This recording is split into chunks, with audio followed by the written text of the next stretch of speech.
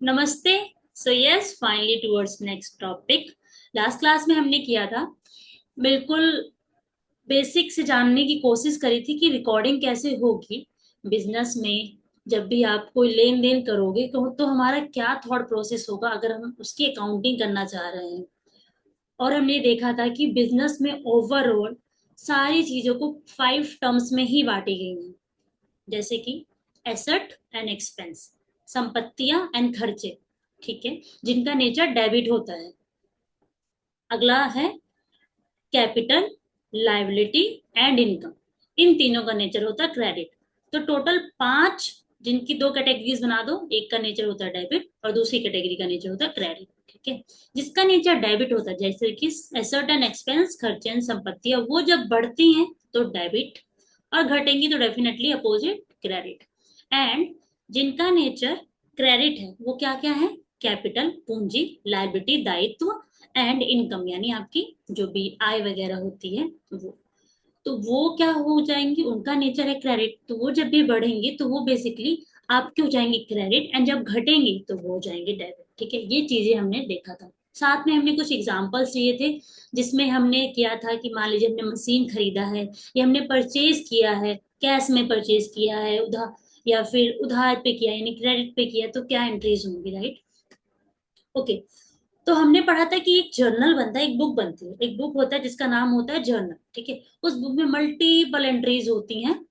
And थोड़ा और उसको सिंप्लीफाई करने के लिए हम उसको थोड़ा सा कैटेगराइज कर देते हैं कि बुक का इतना पोर्शन कैश बुक रहेगा, परचेज बुक रहेगा, परचेज रिटर्न रहेगा, सेल रिटर्न रहेगा, मतलब जो बहुत यूजुअल ट्रांजेक्शन है, क्योंकि जो यूजुअल ट्रांजेक्शन है बिजनेस की उसी का वॉल्यूम ज्यादा होगा, करेक्ट। तो उसका हमने सेपरेट बना दिया, और कुछ इन सब के अलावा जो बाकी बच गया उसको एक अलग से दे दिया कि जर्नल प्रॉपर या जनरल जर्नल में डाल देते हैं।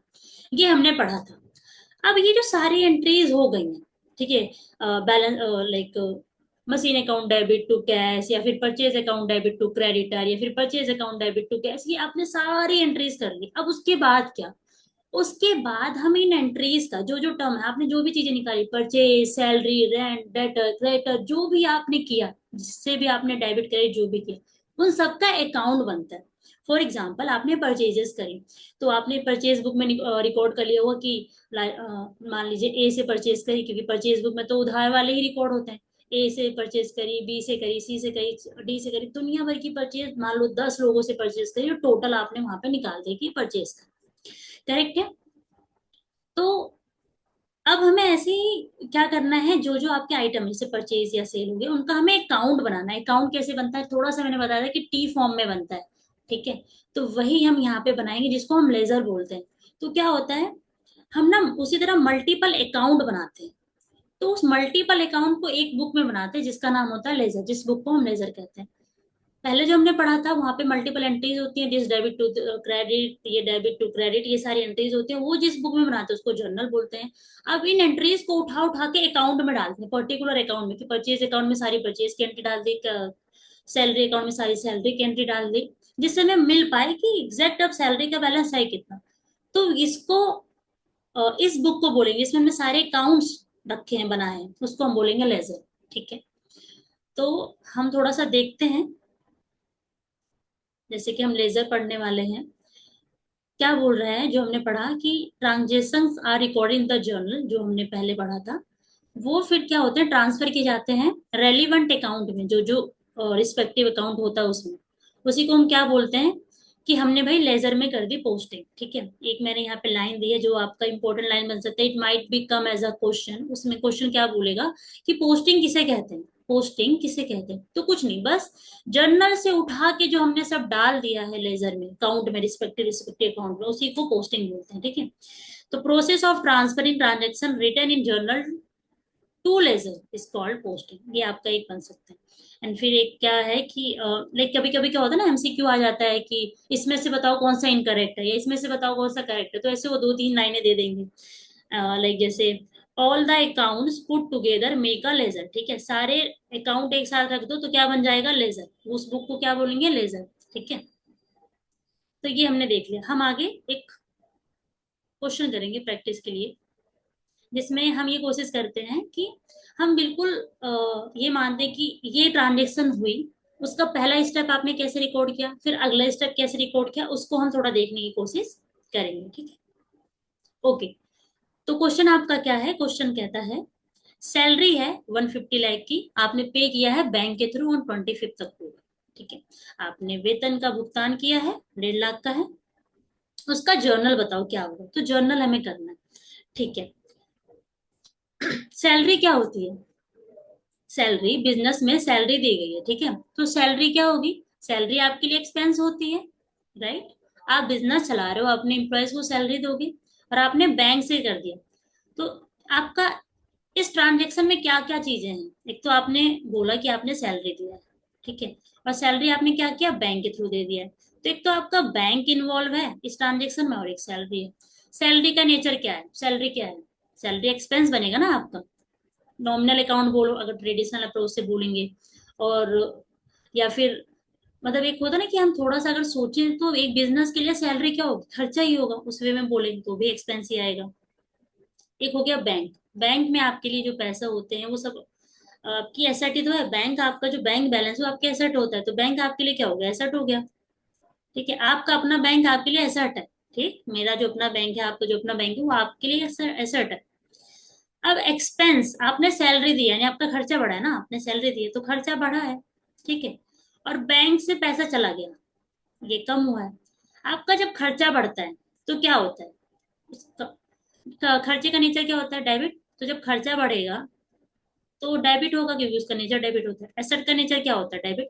और आपको याद होगा एसेट और एक्सपेंस दोनों का नेचर डेबिट होता है, ठीक है। लेकिन एसेट तो घट रही है, तो हम अपोजिट कर देंगे यानी उसको क्रेडिट कर देंगे, तो एंट्री क्या बनेगी, एंट्री बन जाएगी सैलरी, जो हमने यहाँ पे लिखी हुई है salary account debit to bank account, कितने से, 150 के से। और नीचे हम ब्रैकेट में लिख देंगे सैलरी पेड। इससे क्या होता है कि जब एंट्री करते हैं ब्रैकेट में ऐसा कुछ लिखते हो तो आपको रहता है कि हाँ सैलरी पेड हुई है, ठीक है। ये this is just for a reference purpose, ठीक है। नेक्स्ट चलते हैं, अब देखिए ये हमने कर दी जनरल एंट्री, जो हमने लास्ट क्लास में पढ़ा था कि जनरल एंट्री कैसे करनी है। अब हम ये आपकी हो गई जनरल एंट्री, राइट, ये आपकी हो गई जनरल एंट्री। अब हम इसका लेजर बनाएंगे, जो हम आज पढ़ रहे हैं कि लेजर कैसे बनाएंगे। अब इसमें आपकी दो चीजें इन्वॉल्व है, सैलरी और बैंक, राइट। तो एक अकाउंट तो बनेगा सैलरी अकाउंट और एक बनेगा बैंक अकाउंट।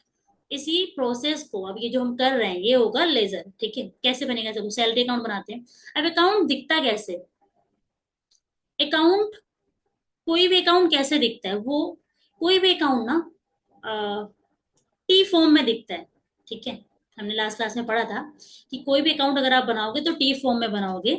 एंड आपका जो लेफ्ट साइड होता है वो आपका डेबिट होता है, ये जो आपका लेफ्ट साइड होता है वो डेबिट होता है। ये मैं अकाउंट का एक बार फॉर्मेट फिर से समझा रही हूँ आपको।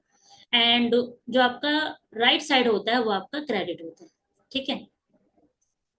तो जब भी कोई अकाउंट बनता है, अकाउंट जब आप बनाते हो उसमें कोई अकाउंट बनाते हो तो वो टी फॉर्म में फॉर्मेट में बनता है, उसका लेफ्ट साइड डेबिट माना जाता है, उसका और राइट साइड क्रेडिट माना जाता है, ठीक है।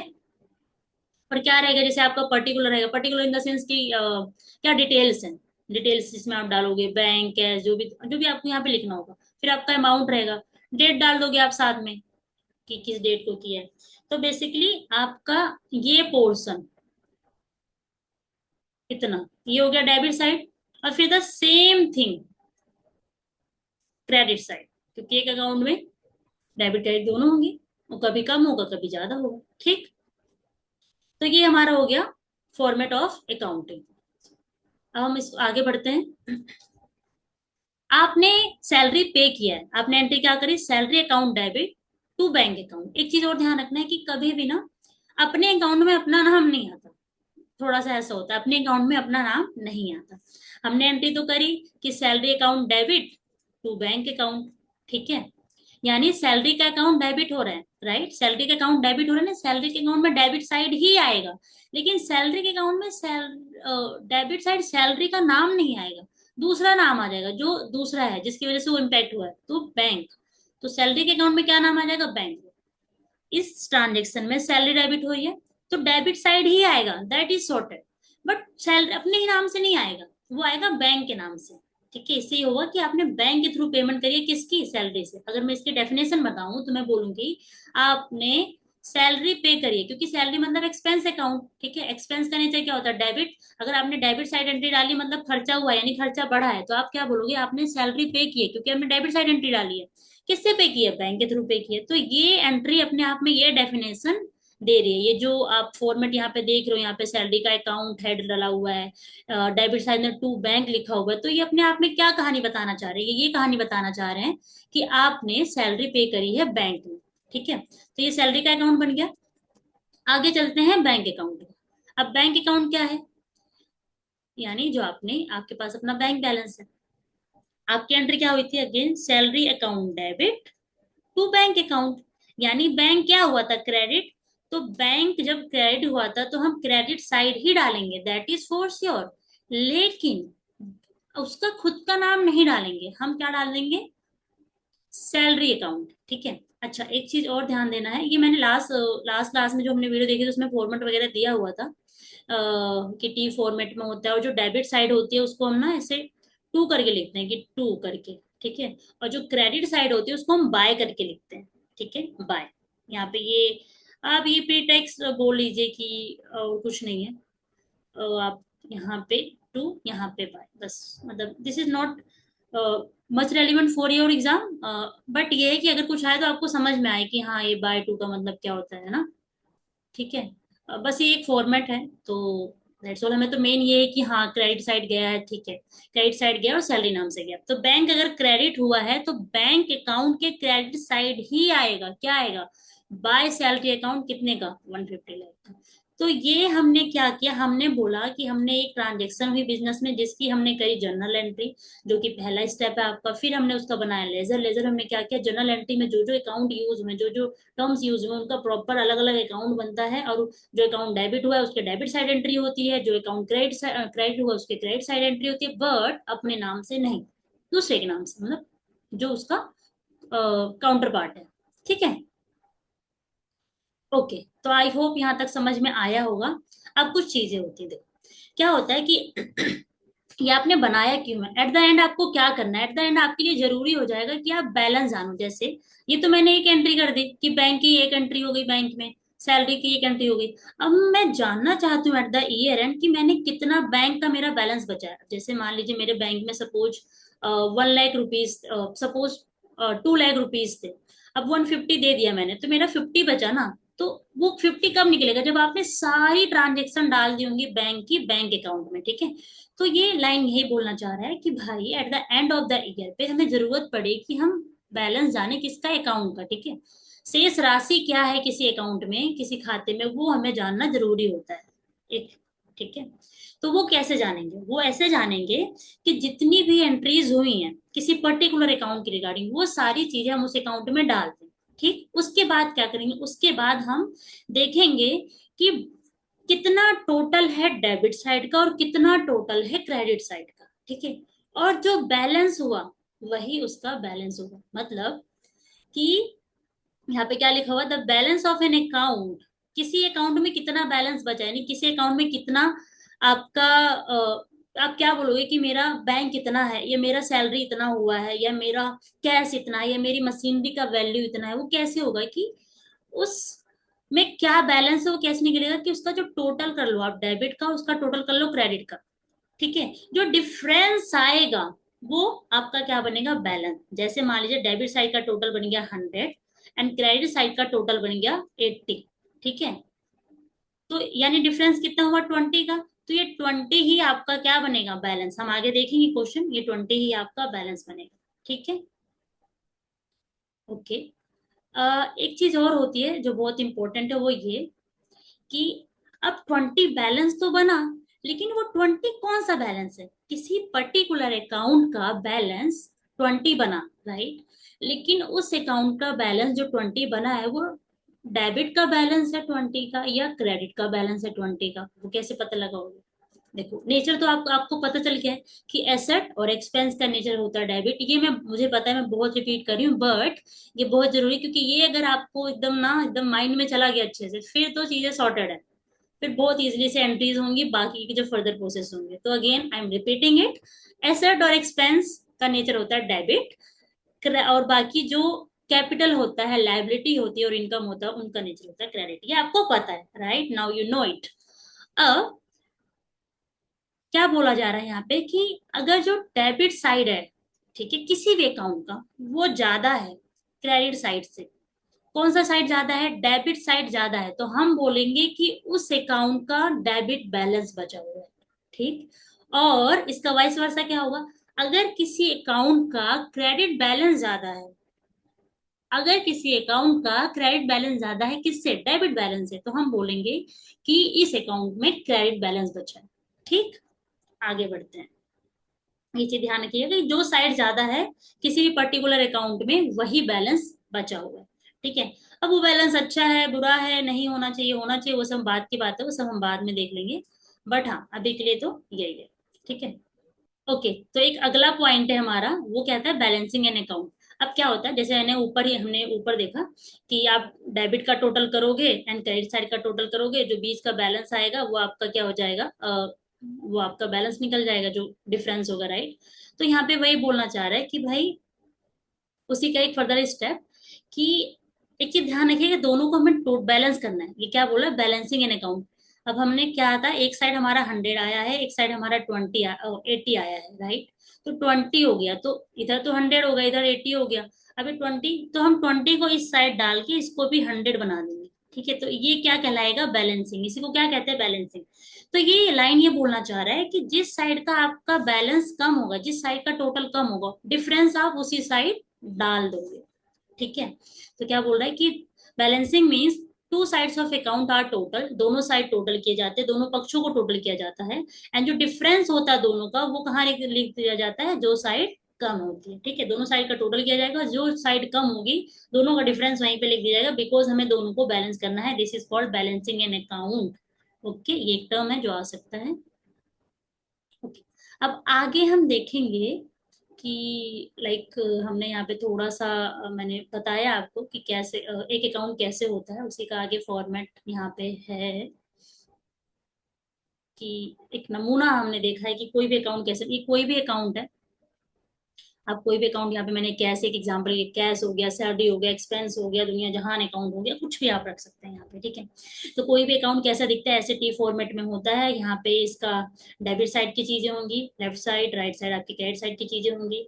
तो सबसे पहले क्या लिखा जाता है कोई भी अकाउंट का, कि बैलेंस क्या था, उसका ओपनिंग बैलेंस क्या था, प्रारंभिक शेष क्या था, वो सबसे पहले लिखा जाएगा। प्रारंभिक शेष यानी ओपनिंग बैलेंस का मतलब होगी कोई भी अकाउंट है, जैसे मान लीजिए आपका कैश है, आपका ये साल खत्म हुआ, तो आपके पास एज ऑफ नाउ ये साल के एंड पे जितना कैश है, वो आपका नेक्स्ट डे का या नेक्स्ट ईयर का ओपनिंग बनेगा, ठीक है। यानी आपने नेक्स्ट ईयर अपना स्टार्ट किया विद दैट मच बैलेंस, ठीक है, तो वो आपका ओपनिंग कहलाएगा, ठीक है। और ड्यूरिंग द ईयर के आप ट्रांजेक्शन डालेंगे, ठीक है। ड्यूरिंग द ईयर की वो ट्रांजेक्शन जो डेबिट होनी चाहिए वो डेबिट साइड डाल देंगे, ड्यूरिंग द ईयर की वो ट्रांजेक्शन जो क्रेडिट होनी चाहिए वो आप क्रेडिट साइड डाल देंगे। फिर लास्ट में दोनों का करेंगे टोटल, और जो डिफरेंस आएगा वो उस साइड डालेंगे जो साइड आपका कम है, ठीक है। तो जो साइड आपका कम है, हम मान लेते हैं कि यहाँ पे हमारा क्रेडिट साइड कम है, तो यहाँ पे बाय क्लोजिंग बैलेंस करके हम डाल देंगे। क्या करके डाल देंगे? बाय। जो ये 20 हमने एग्जांपल लिया ना, मान लीजिए इधर का टोटल 100 आ गया, इधर का टोटल 80 आया, तो हमारा क्लोजिंग बैलेंस कितना हो जाएगा? 20, ठीक, ऐसा। ओके, अब हम करेंगे क्वेश्चन।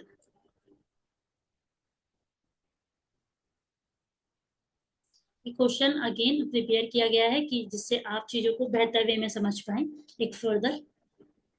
तो आई होप आप लोगों को यहाँ तक समझ में आ रहा है। एंड प्लीज अगर लगे कि कहीं पे कुछ स्टक हो रहा है या फिर आप फर्दर प्रोसेस नहीं कर पा रहे हो, जस्ट लेट मी नो, क्योंकि again this chapter is literally important.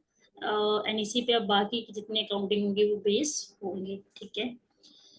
तो एग्जाम्पल क्या कहता है? एग्जाम्पल कहता है, इसलिए मैं बहुत स्लो भी कर रही हूँ, मतलब मुझे ऐसा लग रहा है कि मैं शायद स्लो बहुत पढ़ा रही हूँ, बट इसीलिए कि आपको चीजें थोड़ा प्रोसेस हो जाए, because mostly people might be from the non commerce background, so it might be easy for them, right. Okay, go head. Prepare a T shape account of furniture and enter the following transaction, ठीक है। हमें account बनाना हमें पता है, T सेप बनता है, कोई बात नहीं, आगे बना लेते हैं। क्या ट्रांजेक्शन है?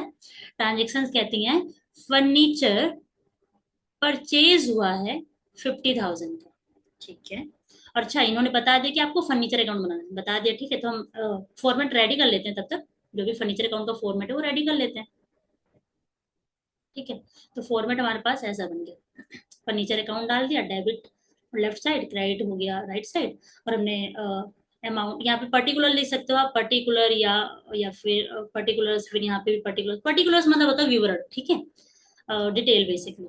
ये मैंने ये इसलिए लिखा ताकि, क्योंकि अभी इनिशियल वे में ही हम अकाउंट बना, तो देखो फर्नीचर अकाउंट बनाना है, ठीक है, फर्नीचर क्या होता है, एसेट होती है, राइट, एसेट, अगेन एसेट का नेचर क्या होता है, डेबिट, ठीक है, तो अगर बढ़ती हैं वो तो डेबिट होंगी, तो मैंने साइड इंक्रीज लिख दिया, अगर वो घटती हैं तो क्रेडिट होंगी, मैंने साइड डिक्रीज लिख दिया, ताकि आप लोगों के लिए थोड़ा सा इजी पड़ जाए, ठीक है।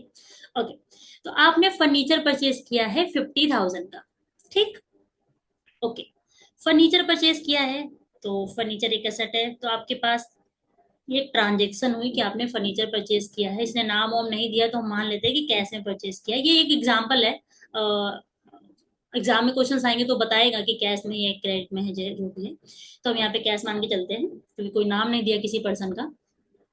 तो क्या हुआ, आपने फर्नीचर खरीदा है, तो आप एक तो आप फर्नीचर को टच कर रहे हो, दूसरा आप कैश को ले रहे हो, राइट, कैश को ले दे रहे हो, तो फर्नीचर भी एसेट है, कैश भी एसेट है, फर्नीचर आपके पास आ गया, फर्नीचर आपके पास आ गया यानी एसेट बढ़ गई, कैश आपके पास से चला गया यानी एसेट घट गई, तो एंट्री क्या होगी, furniture account debit to cash account, right.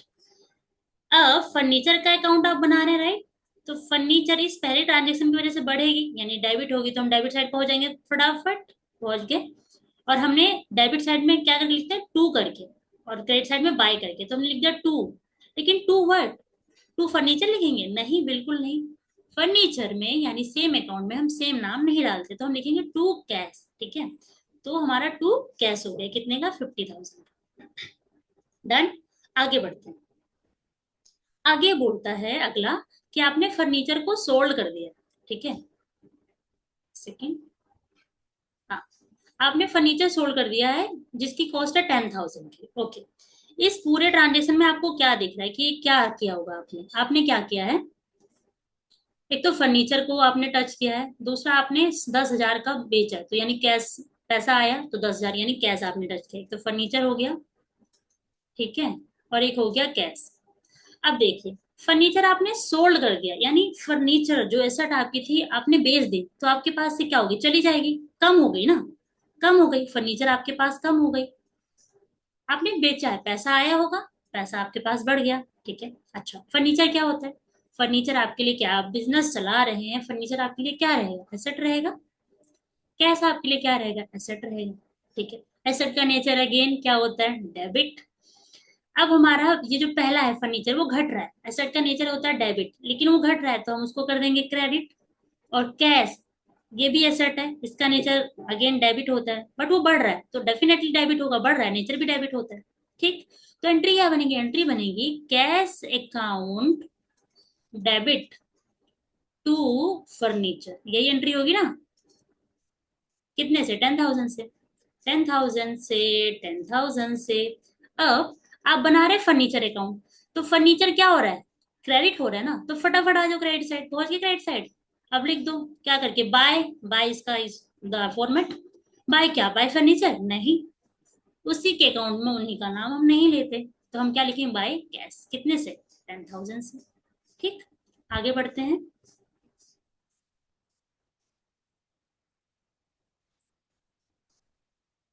अच्छा, तो नेक्स्ट हमारे पास क्या है, नेक्स्ट हमारे पास है फर्नीचर, आपने फिर से परचेज किया, वाह, अच्छा बिजनेस चल रहा है, 15,000 का, पहले आपने 50,000 का किया था, फिर से आपने 15,000 का परचेज किया, अगेन वही एंट्री होगी, फर्नीचर आपने परचेज किया है, तो आपको बोला गया है, एक लेन देन हुआ है, लेन देन का नाम क्या है, फर्नीचर परचेज किया गया है 15,000 का, इस लेन देन में क्या क्या शामिल है, फर्नीचर शामिल है, 50,000 का खरीदा, कैश दिया है, बैंक दिया है, जो भी, और कैश शामिल है, राइट, फर्नीचर खरीदा है तो फर्नीचर बढ़ गया होगा, पैसे देके खरीदे हैं, पैसे घट गए होंगे, दोनों एसेट है, राइट।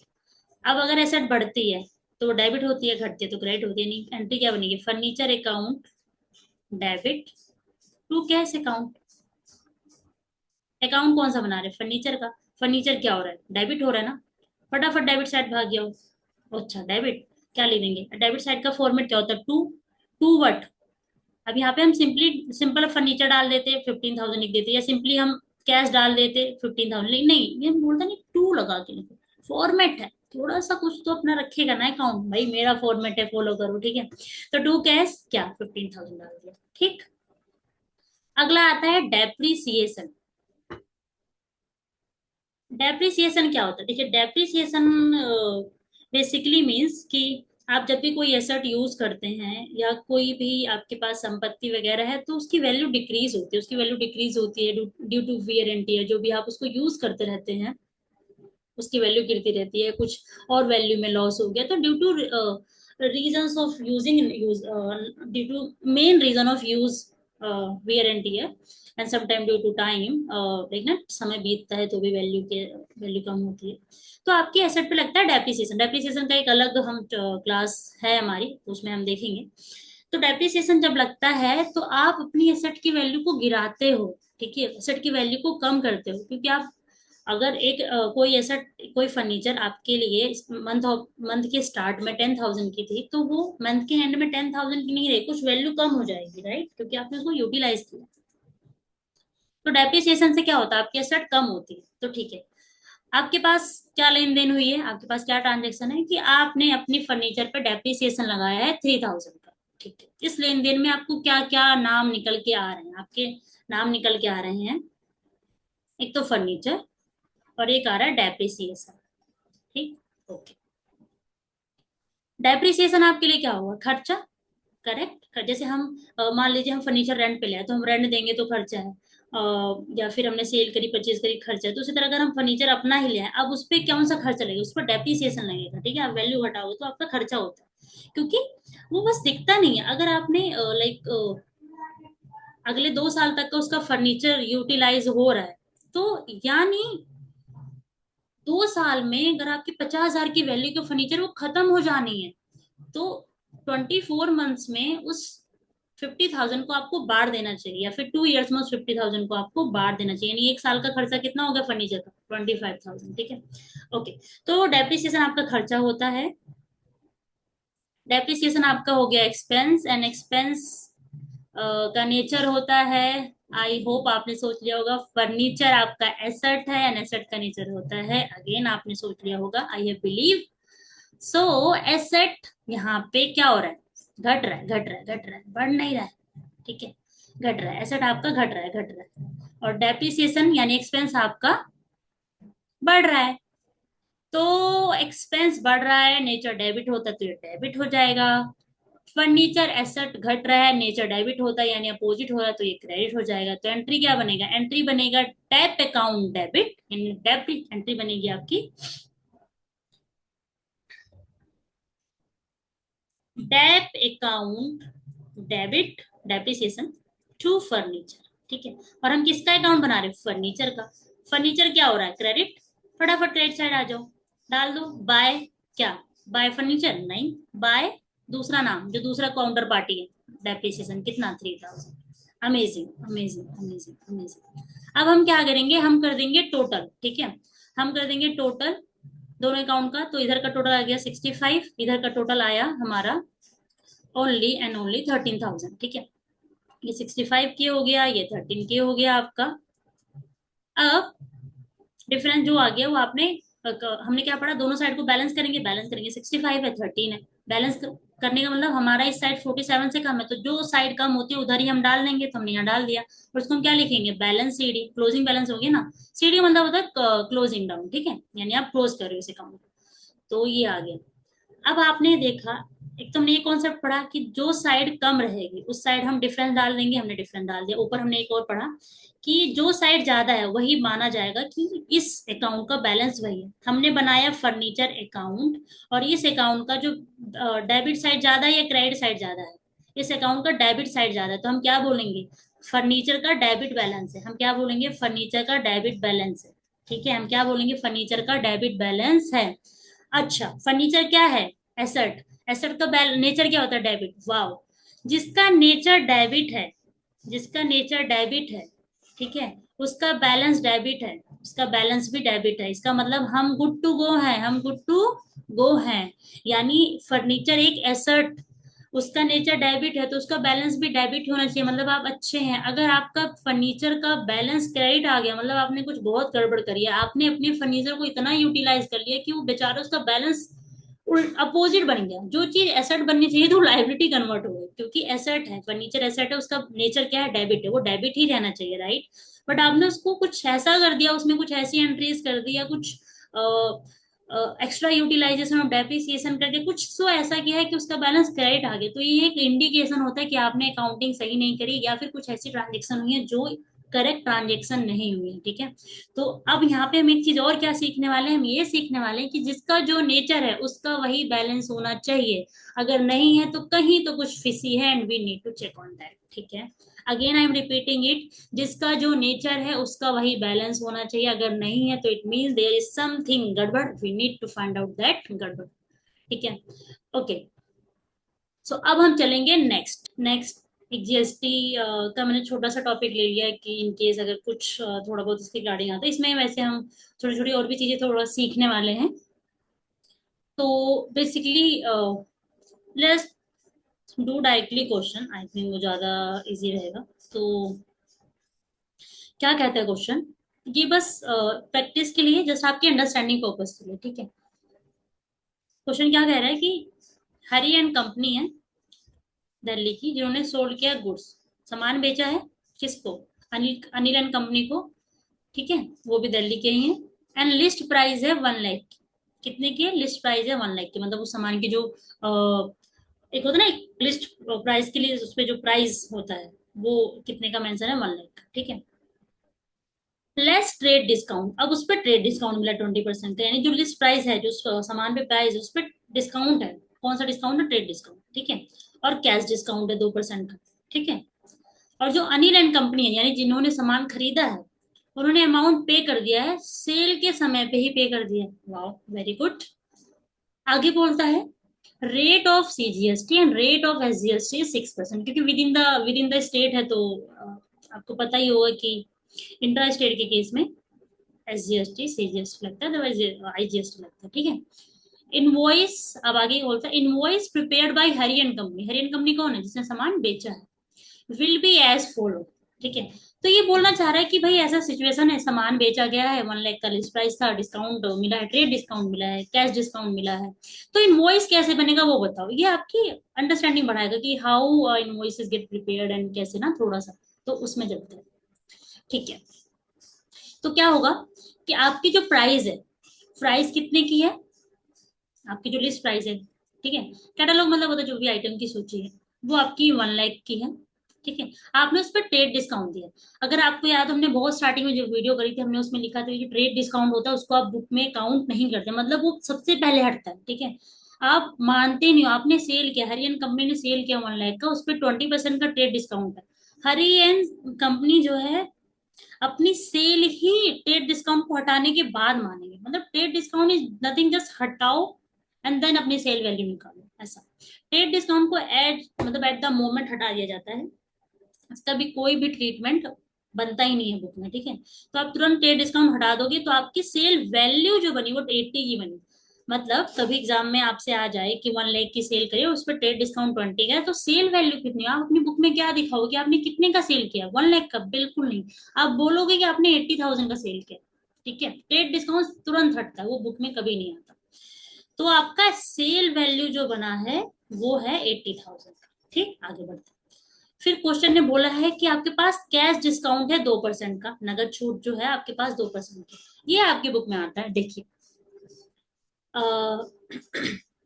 आपने 80,000 का सेल किया और 2% का कैश डिस्काउंट दिया। कैश डिस्काउंट यूजुअली, अगेन इसको भी हमने स्टार्टिंग में पढ़ा है कि यूजुअली वहां दिया जाता है जहां पे पेमेंट हमें जल्दी मिल जाए, है ना, सामने वाला जल्दी पे कर देता है तो हम खुश हो के उसको कैश डिस्काउंट देते हैं। वो आपके लिए एक्सपेंस होता है, खर्चा होता है, लॉस होता है आपका।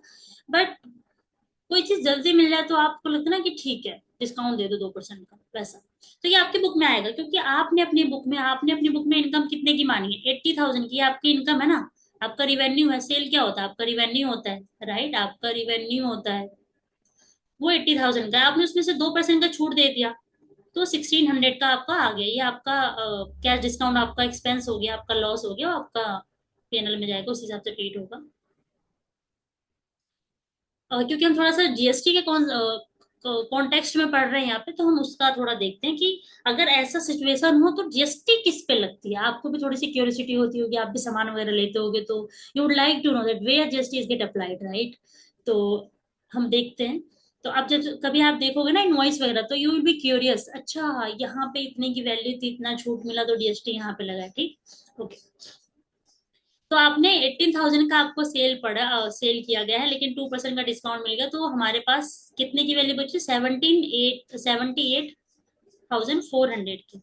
अब इस पे जीएसटी लगेगा। तो मतलब इस एग्जांपल से हम क्या सीखते हैं? इस एग्जांपल से हम ये सीखते हैं कि जो जीएसटी होता है वो आपके टैक्सेबल वैल्यू पे लगता है। नहीं, हम और भी कुछ सीखते हैं। हम ये सीखते हैं कि जो लिस्ट प्राइस होती है वो आपकी सेल वैल्यू नहीं होती। ट्रेड डिस्काउंट हटाने के बाद ही आपकी सेल वैल्यू आती है। ट्रेड डिस्काउंट कभी भी बुक में नहीं आता। एक चीज हमने सीखी। दूसरी चीज हमने सीखी कि ट्रेड डिस्काउंट हटाने के बाद आपकी सेल वैल्यू आ गई, उसमें अगर आपने कैश डिस्काउंट दिया है तो आपका एक्सपेंस बनता है, उससे आपकी सेल वैल्यू, आपकी रिवेन्यू, आपकी इनकम कम होती है, वो आपका एज एक्सपेंस या लॉस आपका रेट होगा, ठीक है। ओके। अब जो जीएसटी या टैक्स लगता है, गवर्नमेंट कहता है कि सारे डिस्काउंट के बाद आप टैक्स लगा के मुझे दो, ठीक है। आप 80,000 पे नहीं लगाओगे, आप डिस्काउंट जो आपने दिया उसको हटा के, क्योंकि आपके पास खुद ही वो 1600 नहीं आए ना, ठीक है। तो अब आपका, तो ये बना टैक्सेबल वैल्यू। ये क्या टर्म देंगे इसको हम? टैक्सेबल। अब ध्यान देखिए, ध्यान से देखिए। एक तो आपका हुआ लिस्ट प्राइस, ठीक है। फिर आपका एक आया सेल वैल्यू, फिर आपका एक आया टैक्सेबल वैल्यू। अब इस टैक्सेबल वैल्यू पे लगेगा सीजीएसटी। तो ये लग गया इसमें 6%, तो ये आपका बना। तो आपका इनवॉइस कितने का बनेगा? वो बनेगा इतने का। This taxable value plus this plus this आपका बन जाएगा इनवॉइस, ठीक है।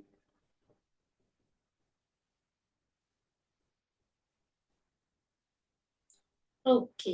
तो ये था। तो बेसिकली हम यहाँ पे मैंने नोट दे दिया कि both trade discount and cash discount दोनों ही अलाउ हैं। कब? जब आप जीएसटी का रेट निकाल रहे हैं और जीएसटी का अमाउंट निकाल रहे हैं।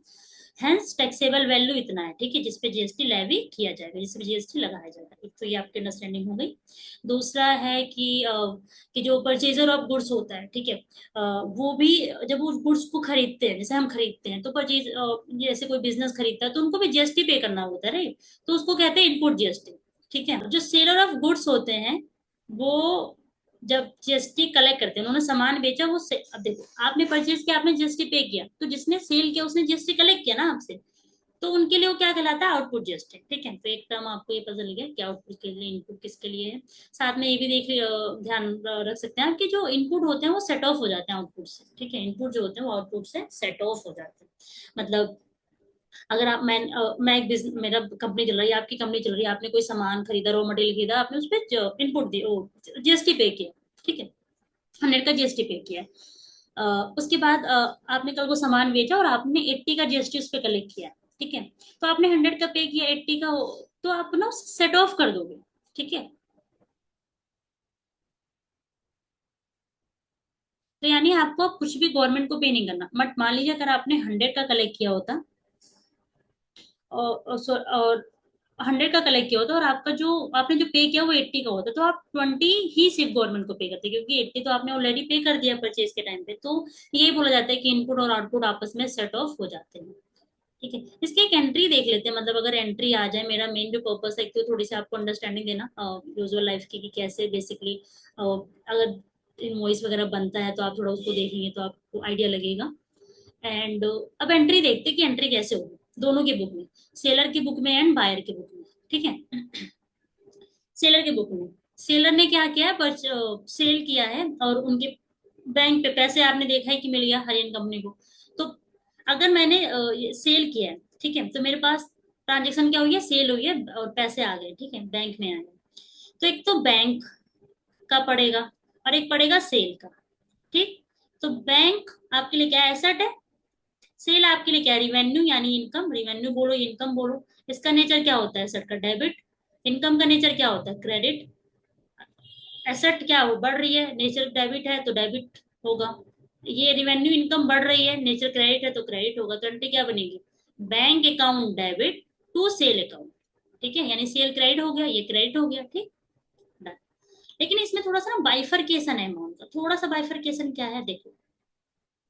जो इनवॉइस बना, वो इतने का बना ना, आपने जो ऊपर कैलकुलेशन देखी वो इतने की बनी, राइट। तो पूरा बैंक में पैसा तो इतना आएगा हरी के पास, ठीक है, पूरा उनके पास पैसा तो इतने का आएगा। लेकिन उनकी अपनी खुद की रिवेन्यू कितनी हुई है, उनकी अपनी खुद की रिवेन्यू इतने की हुई है, बाकी तो भाई जीएसटी है, बाकी तो क्या है, जीएसटी है जो उनको किसको पे करना है, गवर्नमेंट को। मैंने कोई चीज सेल करी है, ठीक है, मैंने कोई चीज सेल करी है मैंने कोई चीज सेल करी, वो सामान 100 का, उस पर 20 का जीएसटी लग गया, बना पूरा 120। अब मैंने तो 120 पैसा ले लिया, लेकिन उस 120 में मेरा अपना रिवेन्यू 100 ही है पूरा, बाकी 20 कहाँ जाएगा गवर्नमेंट को। तो बैंक में मैंने पूरा रिकॉर्ड किया because I get it, but sale यानी मेरी इनकम कितनी है, सिर्फ इतनी, बाकी ये दोनों क्या है, मेरी लायबिलिटी है, क्योंकि मैंने जो पैसा बैंक में रिसीव किया है, जो ये दोनों अमाउंट है 400 एंड 4,000 का, ये गवर्नमेंट का पैसा है, तो मेरी लायबिलिटी है कि मुझे इसको देना पड़ेगा, चुकाना पड़ेगा, मैंने पैसा, मुझे मिला है, पैसा मेरे पास आया है। लेकिन वो पैसे में इतना अमाउंट किसका है, गवर्नमेंट का, मेरे पास पैसा आ गया तो मेरी जिम्मेदारी ना कि मैं उन्हें पे करूँ, तो मेरी लायबिलिटी बन गई। जब भी लायबिलिटी जो होती है, आपका नेचर क्या होता है, क्रेडिट, तो आपकी लायबिलिटी बढ़ी है क्योंकि आपको गवर्नमेंट के हिस्से का पैसा मिला है, तो इसीलिए क्या हो गया, क्रेडिट। अब करते हैं बायर की बुक में, ठीक है। बायर यानी बायर ने सामान खरीदा, पैसा दिया, तो क्या क्या उन्होंने चीजें टच करी है, परचेज किया है, और उनका पैसा चला गया है, दो चीजें तो हुई है, बैंक है ना। अब परचेज में क्या है, परचेज आपका एक्सपेंस होता है, राइट, और बैंक आपका एसेट होता है। बैंक, आपने परचेज किया, बैंक यानी पैसा दे दिया, तो आपका ये कम हो गया, आपने खरीदारी की है, खर्चा बढ़ा ना, तो ये बढ़ गया। एक्सपेंस का नेचर क्या होता है, डेबिट, बैंक, एसेट का नेचर क्या होता है, डेबिट, एसेट का नेचर डेबिट होता है, लिए घट रहा है तो हम इसको क्रेडिट कर देंगे, एक्सपेंस का नेचर डेबिट होता है, बढ़ रहा है, हम इसको डेबिट कर देंगे, तो एंट्री क्या होगी, एंट्री होगी एक्सपेंस अकाउंट डेबिट, यानी purchase account debit to bank, खत्म बात, ठीक है। अब यहाँ पे क्या ट्विक है कि आपने बैंक से तो इतना पैसा दिया 87 के, बट रियल में आपका अपना खर्चा सिर्फ इतना ही पड़ा, खरीदारी आपको इतनी ही पड़ी है, ठीक है। ये दोनों जो है ये आपके लिए क्या है, ये आपने जीएसटी का पैसा पे कर दिया, और ये जीएसटी कल को जब आपको पे करना रहेगा, जब कल को आप सेल करेंगे, आपने क्या किया, आज आपने जीएसटी पे किया, राइट, एज अ परचेजर आपने जीएसटी पे किया ना सेलर को, कल को जब आप सेलर बनेंगे, आप जीएसटी कलेक्ट करेंगे, तो जो जीएसटी आप कलेक्ट करेंगे वो आप सरकार को पे करेंगे, लेकिन आप बोलोगे सरकार को कि इतना तो मैंने पहले पे कर दिया, यानी ये आपके लिए एक तरह से एसेट का काम करेगी, बिकॉज ये आपको कल को बेनिफिट दिलाएगी जब आप जीएसटी आपको पे करना रहेगा, बिकॉज आपने आज ही पे कर दिया, तो ये एसेट है, एसेट बढ़ती है तो डेबिट, तो हमने इसको डेबिट कर दिया। आई होप आपको समझ में आया हो। अब हम चलते हैं आगे, ठीक है, ओके। ओके, आगे है ट्रायल बैलेंस, जो कि हमारा थर्ड स्टेप है। हमने पहला स्टेप पढ़ा जर्नल रिकॉर्डिंग, फिर हमें दूसरा स्टेप पढ़ा क्लासीफाइंग, जो कि लेजर है, जो हमें ऑर्डर ऑफ बुक हमने देखा था लास्ट क्लास में। एंड हमारा अगला है trial balance. Trial balance is literally very much important, इससे इसके रेक्टिफिकेशन से, इसमें जो एरर्स होती हैं उसको आइडेंटिफाई करने के लिए क्वेश्चंस आते हैं, we will do that question, काफी सारे हैं, आते हैं, ठीक है। उसके अलावा भी इसके कुछ एडवांस क्वेश्चंस आते हैं, वो भी हम देखेंगे। So overall it's very important topic in itself, ठीक है। सो ट्रायल बैलेंस क्या होता है, सो जैसे हमने जनरल की रिकॉर्डिंग कर ली, लेजर वगैरह बना दिए, अकाउंट्स बना दिए सब, तो ट्रायल बैलेंस बेसिकली क्या करता है, आपको पता है डुअल कॉन्सेप्ट होता है कि एक डेबिट होगा तो एक क्रेडिट होगा, राइट। तो ट्रायल बैलेंस बस उसी को चेक करने की कोशिश करते हैं, वो ये बताता है कि जितने भी आपके डेबिट बैलेंसेज, आपने जो ऊपर अकाउंट बनाया ना, जैसे हमने सैलरी का अकाउंट बनाया, ऊपर हमने फर्नीचर का अकाउंट बनाया, राइट, तो फर्नीचर का एक बैलेंस निकल गया, 47K का बैलेंस आया था निकल के, राइट। तो आप ये बोलोगे फर्नीचर यानी जो कि एसेट है उसका बैलेंस कितना है, 47K। ऐसे आपको मल्टीपल अकाउंट्स के बैलेंसेस मिल जाएंगे। तो जो फर्नीचर का बैलेंस निकल के आया तो वो डेबिट था, राइट, तो आपको डेबिट बैलेंस मिल गया, उसी तरह क्रेडिट बैलेंस भी होगा।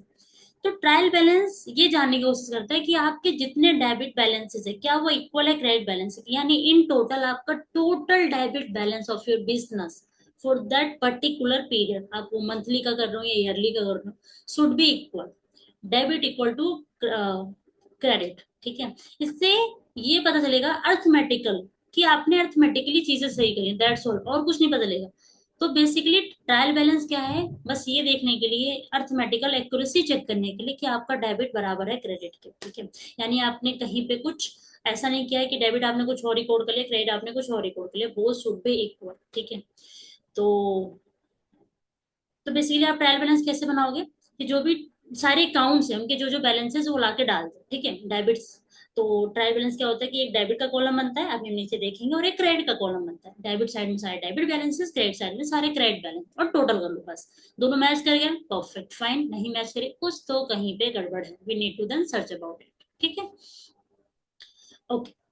तो क्या बोलता है इसका, क्या होता है अगेन, वो कभी कभी होता है ना करेक्ट इनकरेक्ट, है ना, कौन सा स्टेटमेंट जो ट्रायल बैलेंस से रिलेटेड है, कौन सा नहीं, तो उसमें आ जाते हैं, इसलिए हम इसको थोड़ा पढ़ लेते हैं। That after posting the transaction in the account and balancing then, balance आपने कर दिया, जैसे हमने ऊपर पढ़ा 65,000 आया था फर्नीचर का, और राइट, फिर हमने बैलेंस करके 47,000 का बैलेंस निकाला था, करेक्ट। बैलेंस करने के बाद एक स्टेटमेंट प्रिपेयर होता है, ठीक है, जिसमें सेपरेटली शो करते हैं डेबिट एंड क्रेडिट बैलेंस को टू चेक अर्थमेटिकल एक्यूरेसी। क्या है to check, to check, to check arithmetical accuracy, इस वर्ड पे ना आपका एमसीक्यू बन जाता है टू चेक, इसलिए मैंने इसको रिपीट किया, ठीक है। That debit and credit are equal, ठीक है, such a statement known is trial balance, nothing is just, बस आपको क्या करना है कि स्टेटमेंट बनाना है, एक डेबिट कॉलम क्रेडिट कॉलम, जिसमें सारे अकाउंट के बैलेंसेस डाल दोगे just to check the debit equal to credit, and इसी को हम क्या बोलते हैं, ट्रायल बैलेंस बोलते हैं, ठीक है। तो अगला क्या कहता है कि या फिर ये कह लीजिए कि ट्रायल बैलेंस प्रिपेयर किया जाता है taking the debit and credit balances of all the account, ठीक है। आप बैलेंसेस लोगे, क्या लोगे आप, बैलेंसेस लोगे, किसके, सारे अकाउंट्स के, ठीक है। मान लीजिए किसी अकाउंट में बैलेंस नहीं है, तो आप क्या लोगे, नहीं, मतलब आप वही अकाउंट लोगे जिनके बैलेंस है। इस पे भी एक एमसीक्यू बना है और मैंने वो कवर किया है, आगे देखेंगे। अच्छा, और क्या बोलता है, total of debit side of the trial balance would be equal to total, हाँ ये होना चाहिए, होता नहीं होता अलग बात है, बट ये होना चाहिए। अच्छा, ओके, और ये डुअल एस्पेक्ट पे बेस्ड है, राइट, तभी तो आप बोलना चाह रहे हो, तभी तो आप इतने हक से चेक करने जा रहे हो कि debit should be equal to credit, because you know there should be, there is dual aspect which should be followed, right. Okay. अच्छा, अब हमने यहाँ पे फॉर्मेट, अब हम यहाँ पे एक फॉर्मेट मैंने बनाया है। तो फॉर्मेट किसका बनाया है, ट्रायल बैलेंस का, कि हाउ ट्रायल बैलेंस लुक, ठीक है। तो ऐसे बनता है कि ट्रायल बैलेंस एज ऑन, मतलब किस डेट का आप ट्रायल बैलेंस बना रहे हो, वो एज ऑन ही बनता है, फॉर द नहीं बनता, क्योंकि जो बैलेंसेस होते हैं ना आपके, जो आपके बैलेंसेस होते हैं बुक्स के, वो एज ऑन डेट ही आप देख पाओगे, क्योंकि जो प्रॉफिट होता है, कितना लॉस हुआ, कितना गेन हुआ, प्रॉफिट हुआ, वो आप ड्यूरिंग द ईयर का देख सकते हो कि इस साल आपको कितना प्रॉफिट हुआ, नहीं पूरे ईयर ट्रांजेक्शन कर करके आपको इतना प्रॉफिट हुआ।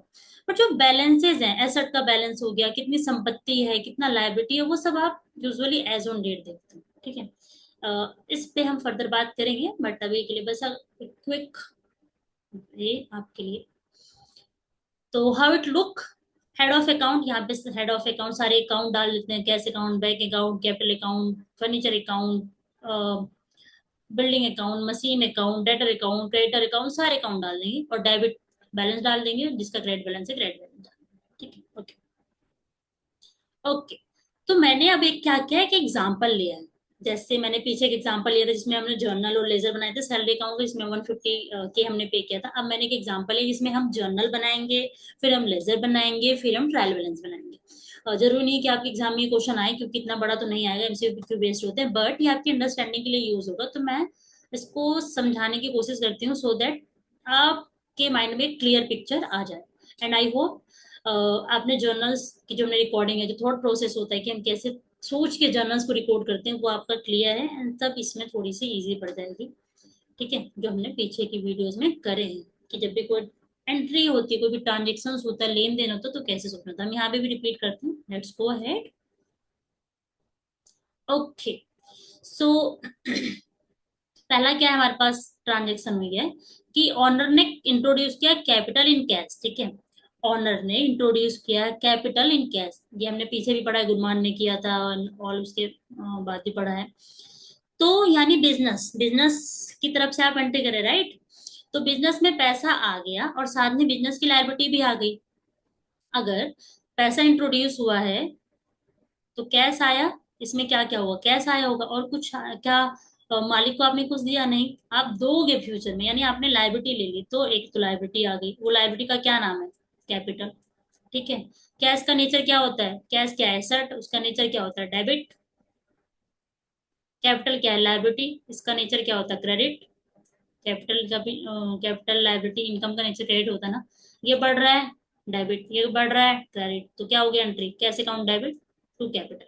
ठीक है, आगे बढ़ते हैं। आपने कैश में परचेज किया है, परचेज एंड सेल क्या होता है? परचेज आपकी एक्सपेंस होती है, सेल आपका रेवेन्यू होता है। परचेज किया है आपने और आपने कैश में किया है तो कैश इन्वॉल्व है। परचेज यानी एक्सपेंस होता है, ये मैंने काफी बार बता दिया है। कैश आपका एसेट होता है, आप स्किप कर सकते हैं वीडियो यहाँ पे अगर आपको रिपीटेटिव काफी लग रहा है, बट इनकेस किसी का रह गया हो तो परचेज आपका हो गया एक्सपेंस, ये हो गया एसेट। आप परचेज कर रहे हैं, खर्चा बढ़ रहा है आपका, बढ़ रहा है खर्चा, आपने पैसे दे दिए खर्चे करने के लिए, आपका घट गया पैसा। अब परचेज आपके यानी एक्सपेंस होता है नेचर डेबिट, और एसेट का नेचर होता है debit. Okay, purchase nature debit बढ़ रहा है डेबिट, कैश नेचर डेबिट घट रहा है, घट रहा है क्रेडिट। एंट्री क्या बनेगी? पर डेबिट कौन आया? डेबिट ये आया ना, purchase account debit to cash.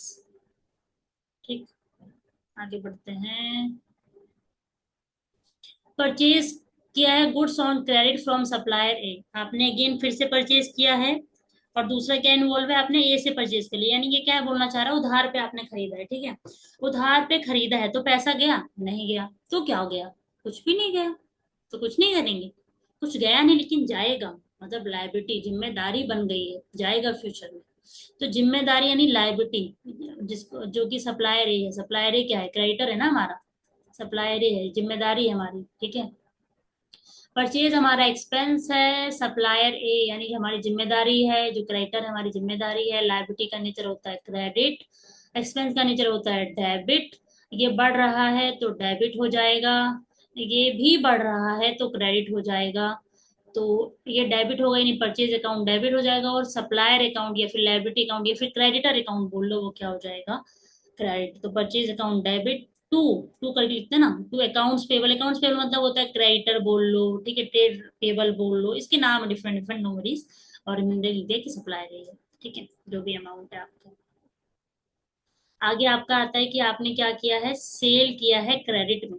अच्छा, सेल किया है, सेल में आपका क्या होता है? रिवेन्यू, तो आपका सेल इंक्लूड है इस ट्रांजेक्शन में, सेल आ गया। और क्या आना आ रहा है? क्रेडिट में क्या, उधार में, तो क्या पैसा इंक्लूड है? नहीं, उधार में क्या है? जिम्मेदारी आ गई ना, लायबिलिटी आ गई।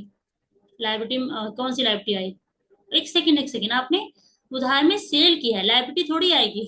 आपको पैसा मिलेगा फ्यूचर में, ठीक है। आपके पास ऐसा वो आ गई, हक आ गया आपके पास कि आपको पैसा मिलेगा। हक यानी आपकी असेट, राइट।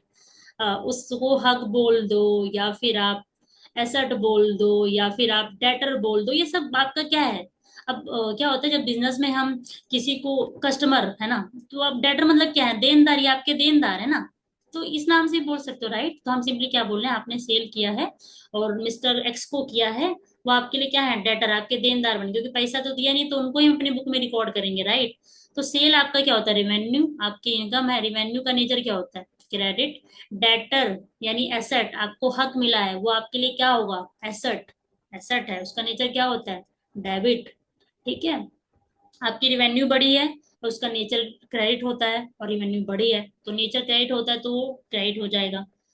आपका डेटर, आपका हक आपके लिए एसेट है, वो बड़ा है, आपको मिलेगा, आपके लिए आपके हक बढ़ गए ना 70,000 से, तो आपके लिए क्या हो जाएगा? डेबिट हो जाएगा। तो अकाउंट रिसीवेबल ब्रैकेट में कस्टमर एक्स लिख दो, जिससे रहे कि भाई ये अकाउंट रिसीवेबल किसका है। ठीक है, तो तो ये हो जाएगा आपका account receivable debit to sales.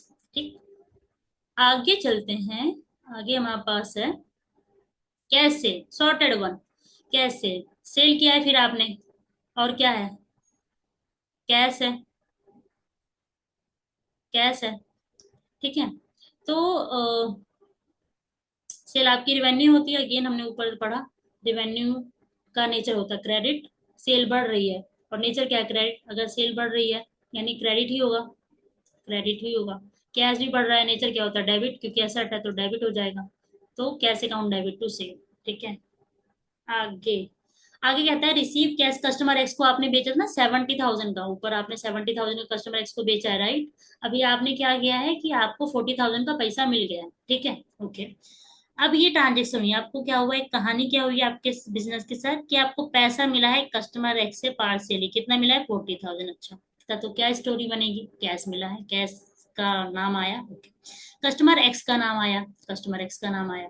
Customer x आपके लिए क्या था, आपके लिए डेटर था ना, वो डेटर थे ना कस्टमर एक्स आपके लिए।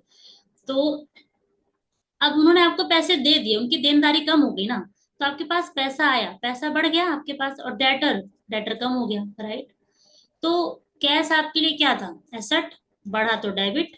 और डेटर आपके लिए क्या था, एसेट ही ना, आपकी देनदारी थी, आपकी मतलब आपको मिलना था, लेनदारी थी आपकी, वो आपके लिए वो आपके देनदार थे, यानी आपके लिए लेनदारी बन गई। तो एसेट रहता ना, तो ये घट रहा है, तो ये क्या हो जाएगा, क्रेडिट। तो पैसा आया क्योंकि पैसा बढ़ रहा है, पैसा एसेट होता है। अकाउंट रिसीवेबल जो आपके एसेट होते हैं, मतलब जिनसे आपको पैसा मिला है बट अब नहीं मिले क्योंकि उन्होंने पैसा दे दिया, तो आपका कम हो जाएगा ना भाई। तो आपका क्या हो गया, क्रेडिट। मतलब कि वही हुआ, आपको हमेशा दिमाग में क्या रखना है कि हर चीज के, हर ट्रांजेक्शन के, हर लेन देन की, हर कहानी की बिजनेस में दो साइड होंगे, ठीक है। अब आपको पैसा मिला है, पैसा उससे मिला जिसको आपने उधार बेचा था। जब आपने उधार बेचा था तो आपने अपनी इनकम बढ़ा दी थी, रिवेन्यू, साथ में आपने पैसा नहीं बढ़ाया क्योंकि आपको पैसा नहीं मिला था, आपने कस्टमर एक्स का नाम डाल दिया एक, आपने उनको अपनी बुक में डाल दिया एज अ डेटर। डेटर मतलब जिससे आपको पैसा मिलना है कि भाई इनसे पैसा मिलना है, ये मेरी संपत्ति है, ठीक है। अब क्या हुआ, आपको पैसा मिल गया, तो पैसा मिल गया तो आपके लिए पैसा बढ़ गया, और जो संपत्ति आपने रिकॉर्ड करी थी एस के नाम से वो घट गए, क्योंकि अब वो नहीं देंगे ना उतना 40,000। तो वो उतने से घट गए, तो मतलब हर चीज के दो पहलू, दो साइड होंगी हर ट्रांजेक्शन के बिजनेस में, ठीक है। ओके, नेक्स्ट चलते हैं। नेक्स्ट है हमारे पास, सप्लायर ए को आपने पे किया है पार्सल, ठीक है, ओके। सप्लायर ए मतलब आपने उनसे सामान ले लिया था, ऊपर हमने पढ़ा था ना, और उधार पे लिया था और आपने अब पे किया है। तो हमने क्या एंट्री करी थी, मतलब हमने परचेज अकाउंट को डेबिट कर दिया था, और हमने सप्लायर को, जो कि हमारी जिम्मेदारी थी, लायबिलिटी, उनको क्रेडिट कर दिया था। अच्छा, अभी क्या इन्वॉल्व किया, आपने पे किया, पे किया तो कैश इन्वॉल्व होगा, ठीक है। और किसको पे किया, सप्लायर ए को, सप्लायर यानी क्रेडिटर, आपका क्रेडिटर बोल दीजिए, या फिर सप्लायर ए ऐसे डाल दीजिए, जिससे पता चले कि कौन सा क्रेडिटर है, ठीक है, ओके। आपने पैसा दिया है तो आपका कैश कम हो गया, आपने पैसा दे दिया उनको।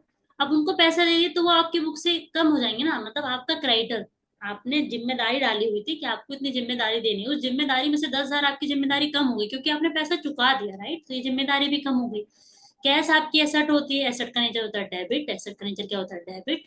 और और एसेट घट रही है तो क्या हो जाएगी, क्रेडिट हो जाएगी, है ना। इसका नेचर डेबिट होता है, अगर वो घटेगा तो क्या होगा, क्रेडिट होगा।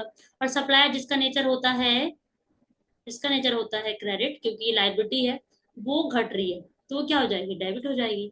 तो एंट्री क्या हो जाएगा, supplier account debit to cash, ठीक है। नेक्स्ट है अपने पास कि सेल रिटर्न फ्रॉम एक्स, ओहो, आपने एक्स को क्या किया था, सामान उधार पे भेजा था, एक्स ने क्या किया, रिटर्न कर दिया आप, ठीक है। मे भी कोई इशू रहा हो, नो वरीज, ठीक है।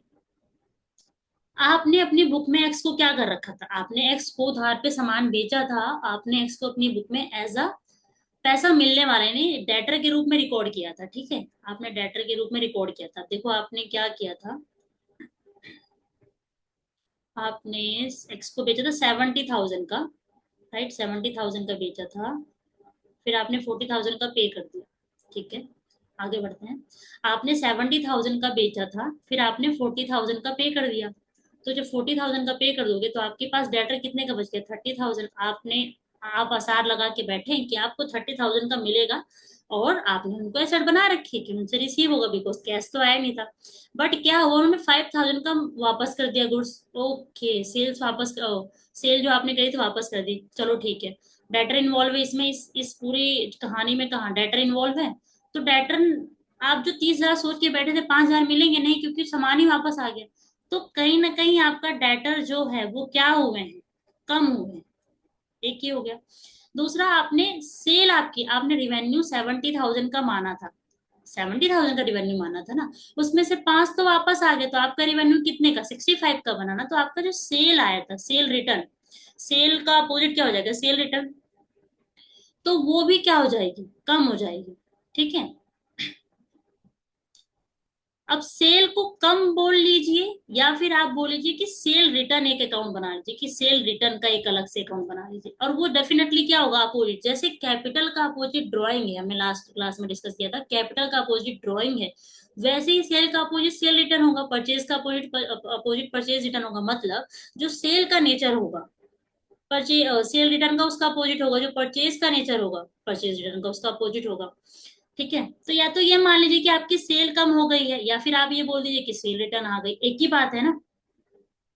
एक ही बात कब रहेगी, जब इनका नेचर अपोजिट रहेगा, राइट। तो सेल का नेचर क्या होता है, क्रेडिट होता है, ये रेवेन्यू है।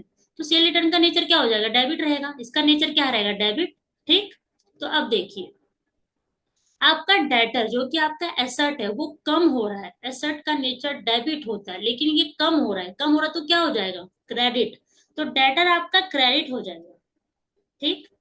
अब आपका सेल रिटर्न हुआ है, सेल रिटर्न यानी आपके पास सेल रिटर्न आई, सेल रिटर्न बढ़ी है, उसका नेचर डेबिट होता है, तो ये डेबिट हो जाएगा। ये तरीका लगा लीजिए, ये कॉन्सेप्ट लगा लीजिए। या तो आप ये कह लीजिए कि सेल जो होती है वो आपकी क्रेडिट नेचर की होती है, आपकी सेल घटी है, आपकी सेल क्या हुई है, घटी है, नेचर क्या होता है, रेवेन्यू यानी क्रेडिट। घटी है, घटी है तो डेबिट हो जाएगी ना, तो आपकी एंट्री क्या बनेगी, डेटर अकाउंट क्रेडिट हो जाएगा और सेल अकाउंट डेबिट हो जाएगा। तो सेल को हम सेल ना लिख के रिटर्न लिखते हैं, कि मतलब सेल रिटर्न की वजह से सेल कम हुई है। ठीक। और क्लैरिटी के लिए तो आप किसी भी वैसे आप सेल मान के चलो या सेल रिटर्न मान के चलो, दोनों ही वैसे करेक्ट है।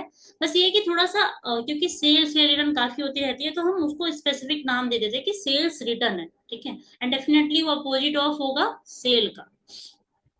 तो sale return account debit to account receivable. ठीक है, आगे चलते हैं।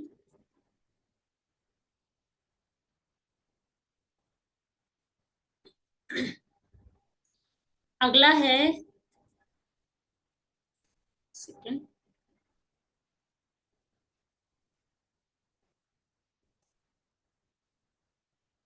ओके। अगला है आपके पास परचेज रिटर्न टू सप्लायर है। ओह, आप कम थोड़ी हैं, आपने भी रिटर्न किया है क्योंकि आपको भी लगा कुछ इशू है। ठीक है, आपने सब परचेज किया था तो आपका एक्सपेंस हुआ था, आपने पैसा तो दिया नहीं था, तो आपने सप्लायर ए यानी वो आपके लिए क्रेडिटर बन गया, आपकी जिम्मेदारी बन गई, आपके लिए क्या बन गई, जिम्मेदारी, आपकी जिम्मेदारी थी, आपने बुक कर लिया था। कितने का आपने किया था, let's see how much it was, 30,000। और आपने कुछ पे भी किया था ना शायद, 10,000 का, ये रहा ना, 10,000 का आपने पे किया हुआ है यहाँ पे। ठीक है, तो आपने से परचेज किया था और आपने पैसा नहीं दिया था, तो आपको पता है कि आपने पैसा नहीं दिया और आपने परचेज किया है, तो आपकी जिम्मेदारी बन जाएगी। जिम्मेदारी आपकी 30,000 की थी, आपने अपने बुक में लाइबिलिटी रिकॉर्ड कर ली थी, खत्म। आपने फिर 10,000 पे कर दिया, तो अब आपकी जिम्मेदारी आपकी बुक में 20,000 की बची है। बट आपने फिर क्या किया, आपने 2,000 का गुड्स भी वापस कर दिया, पे भी कोई इशू रहा हो। तो एक तरह से आपकी जिम्मेदारी जो अब तक 20,000 की चमक रही थी बुक में, वो 2,000 से कम हो गई, यानी आपकी लायबिलिटी यानी आपका क्रेडिटर वो क्या हो गया, कम हो गया 2,000 से। ये जो आपने कहानी करी है इसकी वजह से आपकी लायबिलिटी कम हुई है।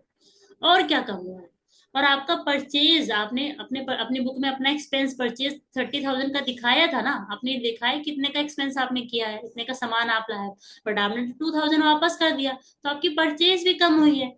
परचेज भी कम हुई है, अगर मैं परचेज बोलूँ तो मैं बोलूंगी कम हुई है, और मैं बोलूँ उसका अपोजिट परचेज रिटर्न तो मैं बोलूंगी परचेज रिटर्न आपकी बढ़ी है, मतलब आपने रिटर्न करा है, आपका परचेज रिटर्न बढ़ा है। ठीक है, या फिर मैं बोलूँ आपकी परचेज घटी है, दोनों ही एक ही बात है। मैं बोलूं आपकी परचेज घटी है या मैं बोलूं आपकी परचेज रिटर्न बढ़ी है, एक ही बात है। ठीक है, तो लायबिलिटी आपका नेचर क्या होता है, क्रेडिट, क्रेडिट होता है ना नेचर। अब ये घट रही है तो उसको डेबिट कर देंगे। और परचेज रिटर्न, अगर परचेज का नेचर डेबिट होता है तो परचेज रिटर्न का नेचर क्या होगा, क्रेडिट। ठीक है, तो परचेज रिटर्न आपकी बढ़ी है यानी आपने परचेज रिटर्न करी है, तो वो क्या हो जाएगा, क्रेडिट। तो ऐसे इस वे में आप इसको समझ सकते हैं। ठीक है, ओके। नेक्स्ट है रेंट आपने पे किया है कैश में। ओके, तो इस कहानी में क्या क्या चीजें आपने मिक्स करी हैं, एक तो रेंट आपने लिया है, ऊपर से आपने कैश लिया है। अच्छा, आपने क्या किया है, रेंट पे किया, रेंट आपका क्या होता है, एक्सपेंस होता है, एक्सपेंस आपने बढ़ाया है, अपना एक्सपेंस पे किया ना, एक्सपेंस हुआ है ना आपका, तो नेचर डेबिट होता है, और आपने उसको बढ़ाया ही है तो डेबिट हो जाएगा यानी डेबिट। कैश आपका एसेट होता है, एसेट का नेचर होता है डेबिट, आपने कैश घटा दिया, कम कर दिया क्योंकि आपने पे कर दिया, तो वो हो जाएगा क्रेडिट। तो एंट्री क्या बनेगी, rent expense account debit to cash, ठीक है। ओके, तो ये बेसिकली आपका हमने इतने सारे वैरायटी ऑफ ट्रांजेक्शन्स की जर्नल एंट्रीज करी, ठीक है। अब ये जो जो आपने यहाँ पे अकाउंट्स बना रखे हैं, जैसे आपने जो भी डेबिट क्रेडिट किया, फॉर एग्जांपल लेट्स गो फटाफट स्टार्टिंग से, कैश का अकाउंट बनेगा, कैपिटल का अकाउंट बनेगा, परचेज का अकाउंट बनेगा, कैश के अकाउंट जो यहाँ पे बना उसी में ये भी आएगा, परचेज का भी बना लिया, अकाउंट पेबल का बनेगा, अकाउंट रिसीवेबल का, सेल का, इतने सारे आपके अकाउंट्स बनेंगे, ठीक है। अकाउंट रिसीवेबल के ऊपर बन गया, ये सब क्या बनेंगे आपके अकाउंट, ठीक है। और उस अकाउंट में उसके रिगार्डिंग सारी ट्रांजेक्शन आ जाएगी, ठीक है। वो अकाउंट जहाँ पे डेबिट आ रहा होगा डेबिट साइड ट्रांजेक्शन आ जाएगी, जहाँ पे क्रेडिट आ रहा होगा क्रेडिट साइड ट्रांजेक्शन आ जाएगी, लेकिन अपने नाम से नहीं, काउंटर पार्टी के नाम से। हम एक दो अकाउंट देखते हैं और फिर हम आगे बढ़ जाएंगे, ठीक है। आप इसको एज एग्जाम्पल कर सकते हैं प्रैक्टिस, पूरा सब कुछ डिटेल में लेके मैंने इसलिए पूरा दे दिया कि इनकेस आप प्रैक्टिस करें तो आपके पास चीजें रहें। तो जैसे हम सप्लायर का ले लेते हैं, सप्लायर यानी जिससे हमने सामान खरीदा है, तो हमने उनसे 30,000 का सामान खरीदा था, ठीक है। तो सप्लायर से हमने सामान खरीदा था उधार पे, तो सप्लायर हमारे लिए क्या जिम्मेदारी हो गई थी, क्रेडिट है ना। लाइबिलिटी का नेचर क्रेडिट होता है, तो हमने सप्लायर को क्रेडिट किया था ना, जब हमने सामान खरीदा था, हमने एंट्री करी थी परचेज अकाउंट डेबिट, हमने करा था परचेज अकाउंट डेबिट, ठीक है, टू सप्लायर या टू क्रेडिटर एक ही बात है। तो हमने सप्लायर को क्या किया था, क्रेडिट। तो इस कहानी के लिए, इस ट्रांजेक्शन के लिए, इस लेन देन के लिए फटाफट सप्लायर के अकाउंट में कहाँ आ जाओ, क्रेडिट साइड आ जाओ और 30,000 का अमाउंट डाल दो। और क्रेडिट में हम बाय लिखते हैं, डेबिट में हम टू लिखते हैं, वो डाल दिया, लेकिन क्या बाय सप्लायर नहीं, अपने अकाउंट में अपना नाम नहीं। तो हम यहाँ पे डाल देंगे बाय परचेज, ठीक है। ये ब्रैकेट में जो मैंने लिख दिया आपके लिए लिख दिया कि आपको पता रहे कि goods on credit from supplier 30,000, ठीक है।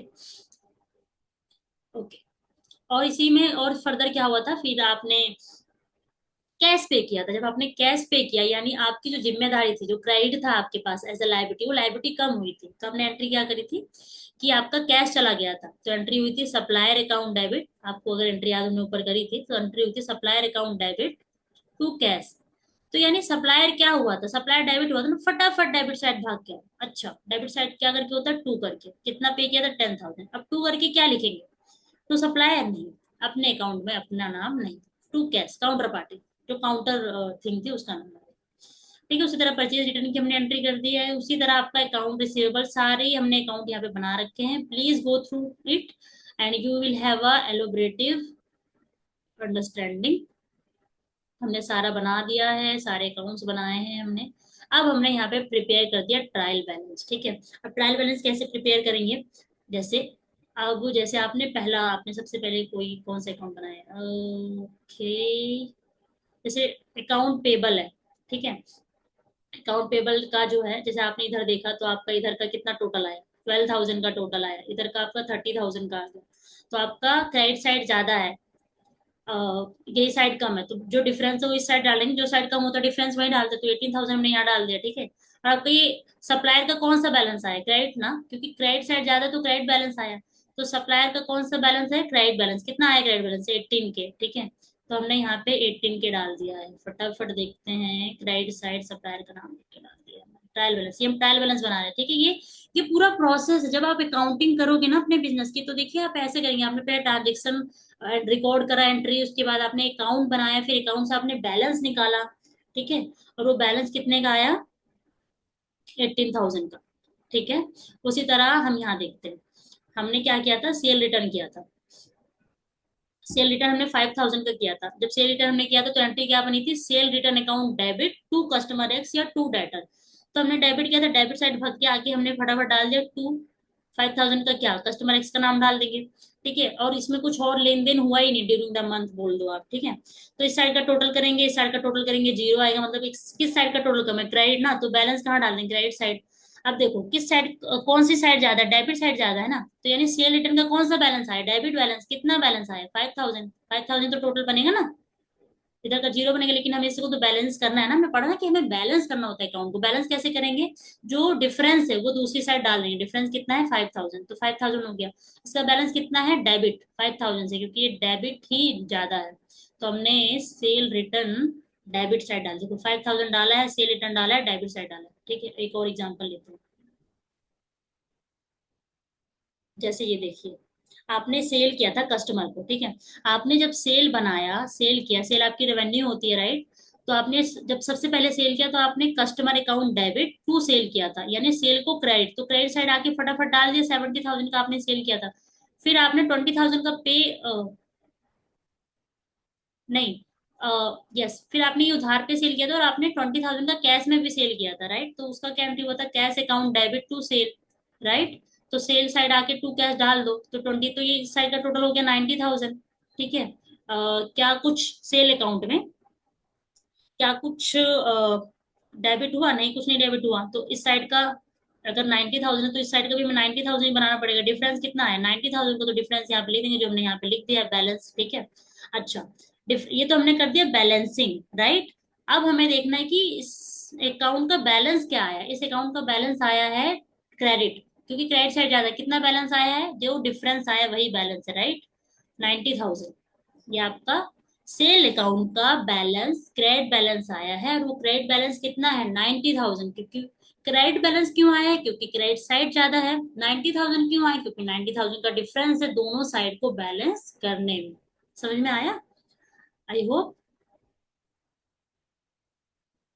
तो हमने सेल कहाँ गई हमारी, ये सेल हमने 90,000 का, ठीक है। ऐसे ही सारे बने हैं, ठीक है। अब जैसे आप देखो, कस्टमर का बैलेंस क्या, कस्टमर आपके लिए क्या होता है, डेटर, डेटर मतलब एसेट। ठीक है, एसेट का बैलेंस डेबिट होता है, तो डेबिट साइड ही बैलेंस आया उसका। ठीक है, कैपिटल, कैपिटल क्या होती है, जिम्मेदारी। बिजनेस के लिए जिम्मेदारी होती है जो कि ओनर ने दिया है। ठीक है, तो जिम्मेदारी यानी लाइबिलिटी, कैपिटल बोल लो, लाइबिलिटी बोल लो। तो जिम्मेदारी का नेचर क्या होता है, क्रेडिट, तो क्रेडिट साइड का बैलेंस आया है। कैश यानी एसेट, एसेट का नेचर होता है डेबिट, तो इसका बैलेंस आया डेबिट साइड। परचेज रिटर्न यानी परचेज का अपोजिट, ठीक है। तो परचेज का बैलेंस होता है डेबिट, क्योंकि एक्सपेंस से परचेज रिटर्न का बैलेंस क्या रहेगा, क्रेडिट, तो हमने यहाँ पे क्रेडिट साइड डाल दिया, राइट। ये मैं आपको शॉर्ट में करा रही हूँ, क्योंकि आप इससे क्या होगा, आपका ये भी रिवीजन होगा कि आपको वो कितना याद है कि किसका क्या नेचर होता है। ठीक है, जिसका जो नेचर होता है उसका वही बैलेंस आता है, अगर नहीं आता है तो it mean something has been wrong. ठीक है, ओके। और परचेज एक्सपेंस है, उसका क्या बैलेंस होता है, डेबिट। उसका नेचर क्या होता है, डेबिट, तो उसका बैलेंस भी क्या आएगा, डेबिट। रेंट एक्सपेंस, रेंट आपका क्या होता है, एक्सपेंस होता है, उसका नेचर क्या होता है, डेबिट, तो बैलेंस क्या आएगा, डेबिट। ठीक है, ओके। तो आपका टोटल अब हमने कर दिया, वो आ गया दिस आपका ये बन गया टोटल। ठीक है, अब हमने पढ़ा ना कि ट्रायल बैलेंस क्या होता है। तो ट्रायल बैलेंस बेसिकली होता है कि arithmetical accuracy, just to check debit equal to credit, तो हमारा आ गया, मतलब we are good to go. जो इसका पर्पस होता है ट्रायल बैलेंस का, वो फुलफिल हो गया। हाँ मैच कर रहा है, हाँ मैच कर रहा है, आगे बढ़ते हैं। ओके, आपका एग्जाम का क्वेश्चन आ गया है, इसको करते हैं। नीचे दिए गए स्टेटमेंट में से कौन सा करेक्ट है, नीचे दिए गए स्टेटमेंट में से कौन सा करेक्ट है अबाउट ट्रायल बैलेंस। ठीक है, पढ़ते हैं। पहले स्टेटमेंट बोलता है, it is a book containing different account of an entity. ठीक है, यह एक बुक है जिसमें डिफरेंट डिफरेंट अकाउंट होते हैं ऑफ एन एंटिटी के। हाँ वो ठीक है, मतलब ये बोल रहा है कि एक ऐसी बुक होती है, ट्रायल बैलेंस आपका बुक होती है जिसमें मल्टीपल अकाउंट्स होते हैं। अच्छा, ओके, आगे बढ़ते हैं। कहता है इट इज ए स्टेटमेंट, ये स्टेटमेंट है जो कंटेन करता है बैलेंसेस ऑफ डेटर्स।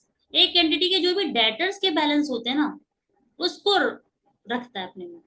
ठीक है, अच्छा, अगला बोलते हैं, it is a statement containing balances of debtors and creditors. अच्छा, ये बोला कि एक ऐसा स्टेटमेंट है जिसमें डेटर्स और क्रेडिटर्स के बैलेंस होते हैं एंटिटी के। अच्छा, ओके। अगला बोलता है, it is a statement containing the various ledger balances of an entity on a particular date. आपके हिसाब से कौन सा सही होना चाहिए, आपने इतना पढ़ा ट्रायल बैलेंस के बारे में, आपके हिसाब से कौन सा सही होना चाहिए, सोचिए। ओके, तो जैसे पहला है कि एक बुक है जिसमें डिफरेंट डिफरेंट अकाउंट होते हैं, तो ये गलत है, क्योंकि ये तो लेजर की बात कर रहा है। ठीक है, लेजर वो बुक है जिसमें डिफरेंट डिफरेंट अकाउंट होते हैं, हमने पढ़ा लेजर की डेफिनेशन में। अगला कहता है स्टेटमेंट है जिसमें डेटर का बैलेंस होता है। नहीं भाई, सारे बैलेंस होते हैं, सिर्फ डेटर का थोड़ी होता है। ठीक है, डेटर का भी होता है, बट और भी होता है, ऐसा नहीं कि सिर्फ डेटर का होता है। इसने वैसे ओनली वर्ड नहीं लिखा है यहाँ पे, बट अभी के लिए तो हमारे लिए सही नहीं है कि डेटर का बैलेंस नहीं। आगे की लाइन पढ़ लेते हैं, क्या पता कोई ज्यादा सुटेबल, मतलब ये रॉन्ग नहीं, एक तरह से डेटर का बैलेंस होता है, एग्री। अगर ये बोलता कि ओनली डेटर का बैलेंस होता है तो हम इससे स्ट्रेट फॉरवर्ड गलत कर देते, बट अभी हम स्ट्रेट फॉरवर्ड गलत नहीं कर रहे, अभी हम होल्ड करके रख रहे हैं, आगे पढ़ते हैं। क्योंकि हाँ, डेटर का बैलेंस होता है। आगे बोलता है कि एक स्टेटमेंट है जो कंटेन करता है balances of debtor and creditor. हाँ, डेटर एंड क्रेडिटर का भी करता है, ठीक है। आगे बोलता है इट इज ए स्टेटमेंट, क्योंकि हमें एक ही बताना है, ठीक है। It is statement containing the various ledger balances of an entity on a particular date. ये ज्यादा ये करेक्ट है, क्योंकि आप बोलो डेटा डेटा का बैलेंस रखता है या डेटर का बैलेंस रखता है, तो ऐसा नहीं है। ठीक है, ये ऐसा स्टेटमेंट है जो various ledger, different different ledgers के, मल्टीपल लेजर्स के बैलेंसेस को ऑन अ पर्टिकुलर डे रखता है, तो this is your correct one. ठीक है, तो देखा, ये इसके डेफिनेशन से उठा के इन्होंने दिया है क्वेश्चन।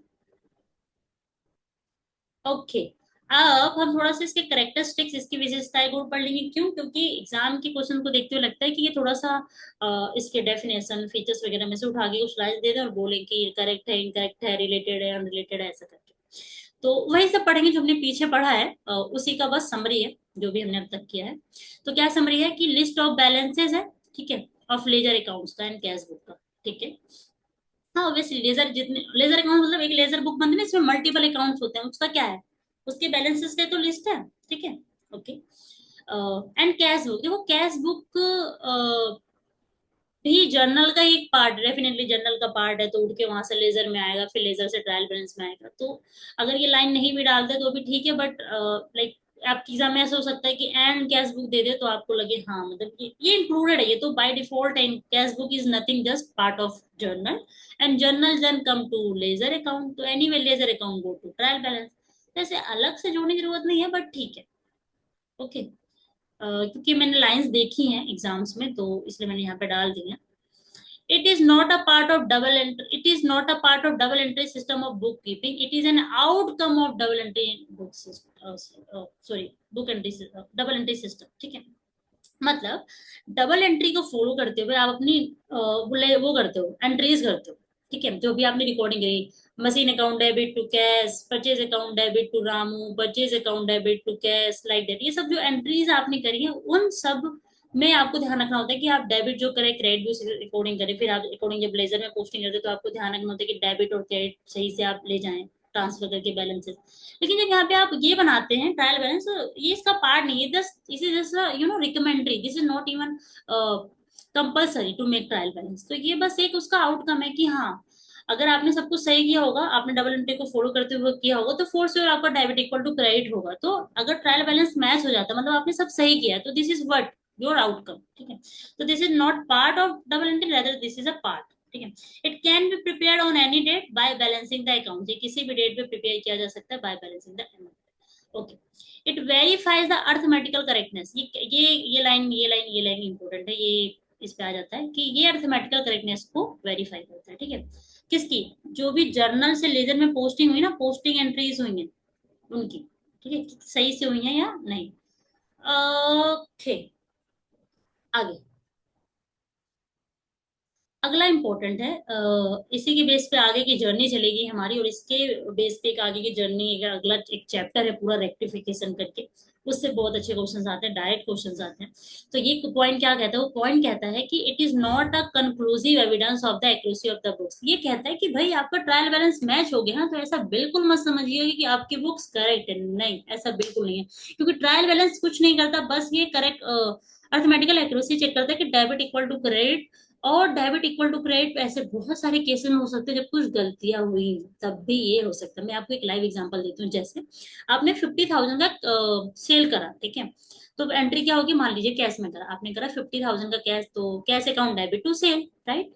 अब अगर आपने सेल को ही 5,000 का रिकॉर्ड कर लिया, तो आपने कर दिया cash account debit to sale 5,000 का।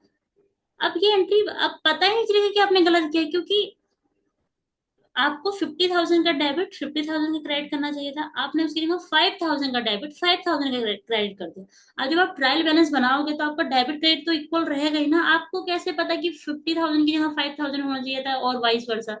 आप तो बस ट्रायल बैलेंस से ये देखोगे ना कि मैच कर रहा है दोनों की, नहीं मैच तो कर ही जाएगा, मतलब हमने गलती करी है लेकिन ऐसी गलती करी है जो ट्रायल बैलेंस से पकड़ी नहीं जाएगी।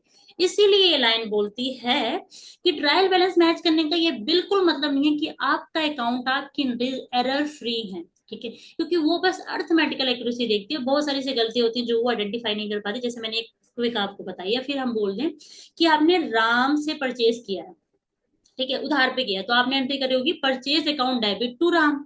मान लीजिए 10,000 की एंट्री करिए, ओके। आपने डेबिट किया 10,000 से, आपने क्रेडिट किया 10,000 से, बोथ आर से सेम, ट्रायल बैलेंस मैच करेगा। लेकिन आपने राम की जगह आपने श्याम लिख दिया, 10,000 की एंट्री करिए, तो purchase account debit to Ram 10,000 की जगह आपने कर दिया purchase account debit to Shyam 10,000। कोई फर्क पड़ेगा नहीं, डेबिट का अमाउंट क्रेडिट का अमाउंट सेम है, तो क्या ये गलती पकड़ में आएगी ट्रायल बैलेंस से? नहीं आएगी। बट इसका ये तो मतलब नहीं हो कि आपने सही करी, आपने राम की जगह श्याम को डाल दिया, राइट। तो ये एंट्री, ये लाइन यही बोलती है, ये लाइन यही कहती है कि कभी भी ये मत सोचिएगा प्लीज कि आपका अकाउंट्स जो बुक ऑफ अकाउंट्स है वो करेक्ट है अगर ट्रायल बैलेंस मैच कर दिया जाता है, क्योंकि since few errors are not disclosed by the trial balance and I have given you two example of that, right? Okay जैसे कुछ दिया है एरर ऑफ प्रिंसिपल, ये हम आगे पढ़ेंगे क्या होता है, कंपनसेटिंग एरर ये अगेन हम आगे पढ़ेंगे ये क्या होता है, ठीक है। और मैंने आपको जो एग्जांपल दिया है वो एरर ऑफ, वो भी एक एरर का टाइप ही है।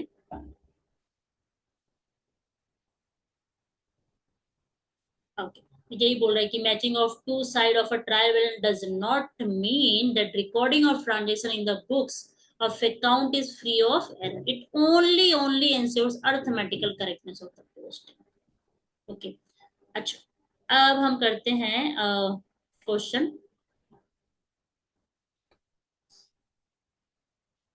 ओके तो क्वेश्चन क्या कहता है, preparation of a trial balance is what, compulsory, optional, compulsory और ऑप्शनल, नन ऑफ दिस। तो ये आपको याद कर लेना है कि ये ऑप्शनल होता है, कंपल्सरी नहीं होता है, ठीक है। आगे बढ़ते हैं। आगे क्वेश्चन कहता है अ ट्रायल बैलेंस शोज, क्या दिखाता है trial balance, only credit balance, only debit balance, is it both debit and credit balance, either debit and credit balance, obviously both, okay।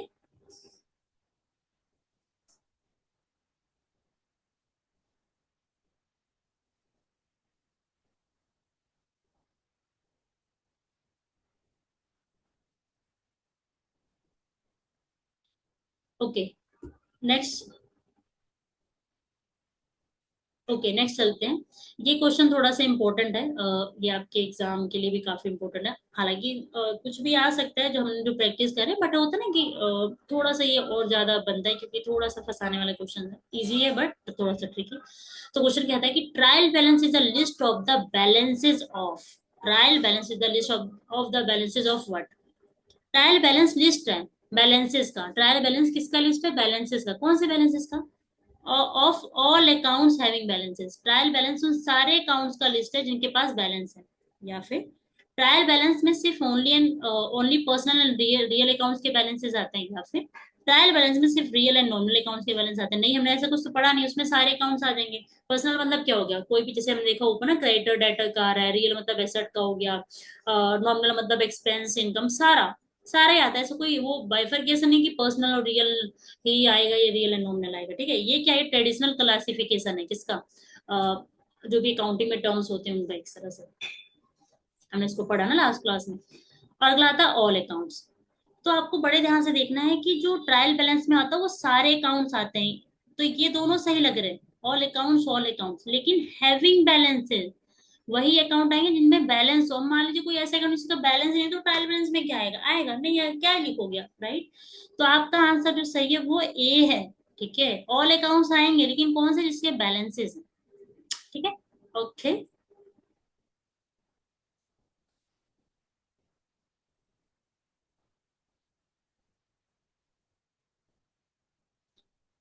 ठीक है, आपका नेक्स्ट क्वेश्चन आ सकता है, वो पूछेंगे the preparation of trial balance helps in, trial balance की preparation किस चीज में हेल्प करती है?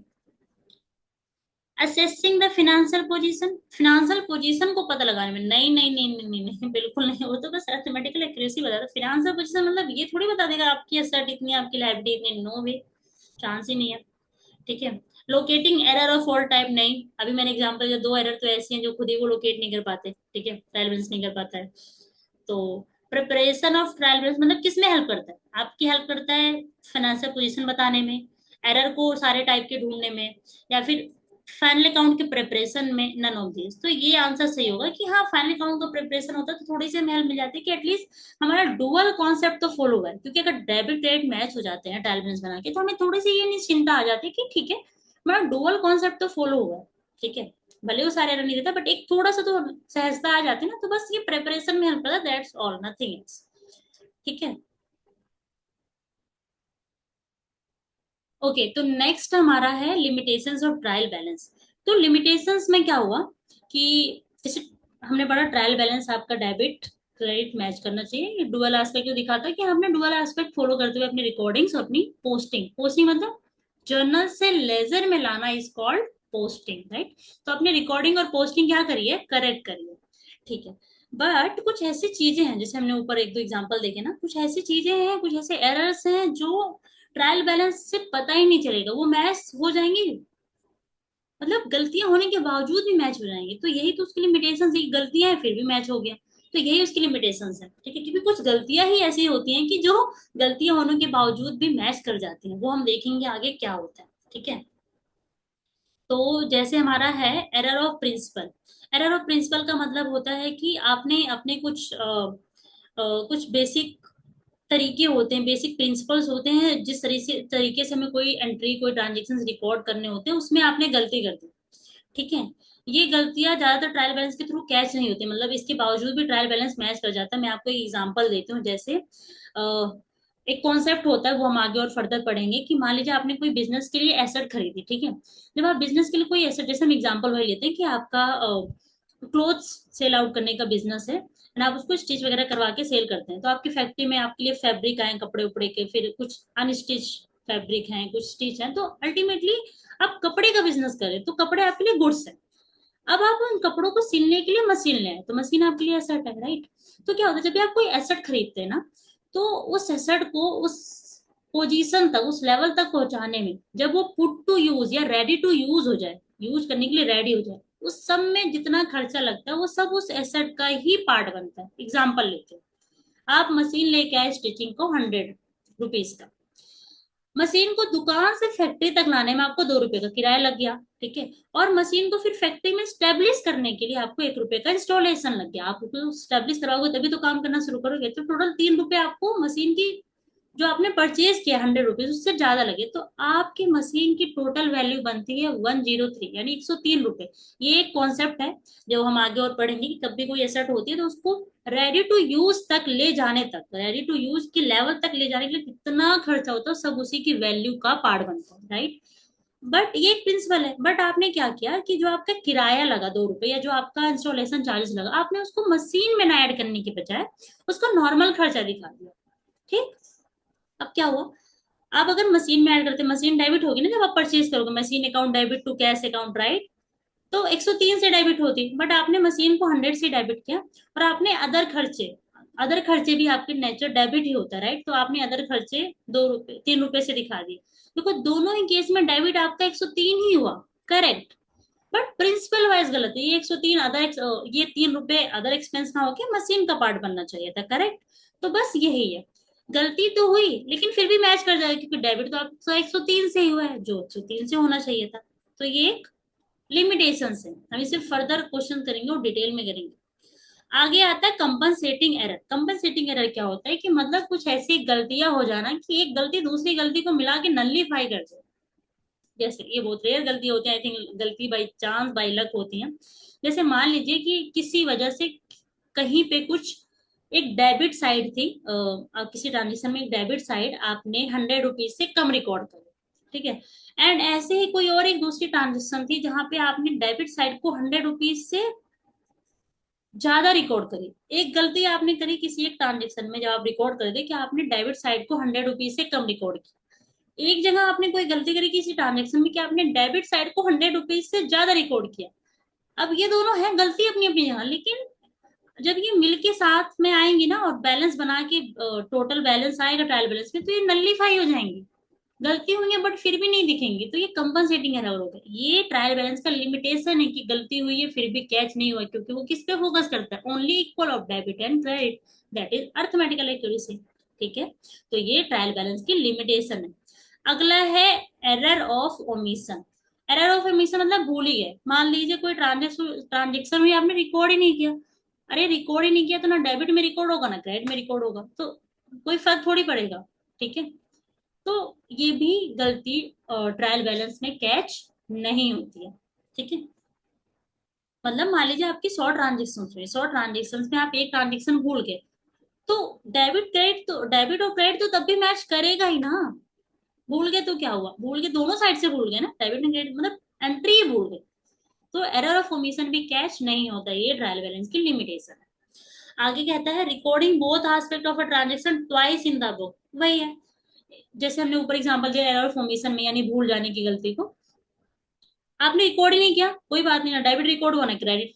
उसी तरह आपने 2 बार रिकॉर्ड कर लिया, 2 बार मतलब आपने सेल करी 100 रुपीज की तो कैश में, तो आपने सेल अकाउंट को भी आपने बढ़ा दिया, कैश अकाउंट भी बढ़ा दिया 100 से, फिर से दोबारा से बढ़ा दिया, कोई बात नहीं, 100 की जगह 200 हो जाएगा, बट दोनों मैच तो करे ना, 200 200, बस ट्रायल बैलेंस थोड़ी पकड़ पाएगा कि कहाँ गलती हुई है। तो ये एक इसकी लिमिटेशन है। आगे,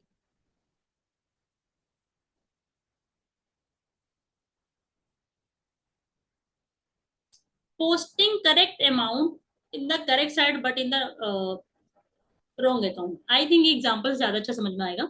आपने सेल किया है राम को, मिस्टर राम को आपने सेल किया है, एंट्री होनी चाहिए उधार पे किया से, एंट्री होनी चाहिए Ram account debit to sales, right, 100 rupees से 100 रुपीज से डन। डेबिट आपका क्रेडिट बराबर हो गया 100 100। आपने कर दिया राम की जगह Shyam account debit to sale 100 rupees से, तो अभी भी डेबिट बराबर है क्रेडिट बराबर है, बट आपने क्या कर दिया, सही अमाउंट किया, सब कुछ सही किया, नाम गलत ले लिया, अकाउंट गलत ले लिया, राम की जगह श्याम अकाउंट यूज कर लिया, तो फिर भी ट्रायल बैलेंस तो मैच होगा ना। तो बस वही, ये वही कहना चाह रहा है। फिफ्थ पॉइंट एग्जाम्पल से आई होप आपको समझ में आ गया होगा। सिक्स कहता है wrong amount recorded in the books of original entry and same amount is debited and credited. मतलब बोल रहा है कि ओरिजिनल एंट्री क्या की बुक क्या होती है, जर्नल एंट्री, जर्नल याद है, जर्नल हमने पढ़ा था, जर्नल को हम ओरिजिनल एंट्री की बुक भी कहते हैं। आपने वहां पे क्या किया, रॉन्ग अमाउंट डाल दिया, बट डेबिट और क्रेडिट सेम ही डाला है, मतलब 5,000 की कोई एंट्री ट्रांजेक्शन हुई थी, आपने 2,000 की डाल दी, कोई बात नहीं, हमने डेबिट भी 2,000 का डाला, क्रेडिट भी 2,000 का डाला, कोई बात नहीं, ट्रायल बैलेंस मैच हो जाएगा।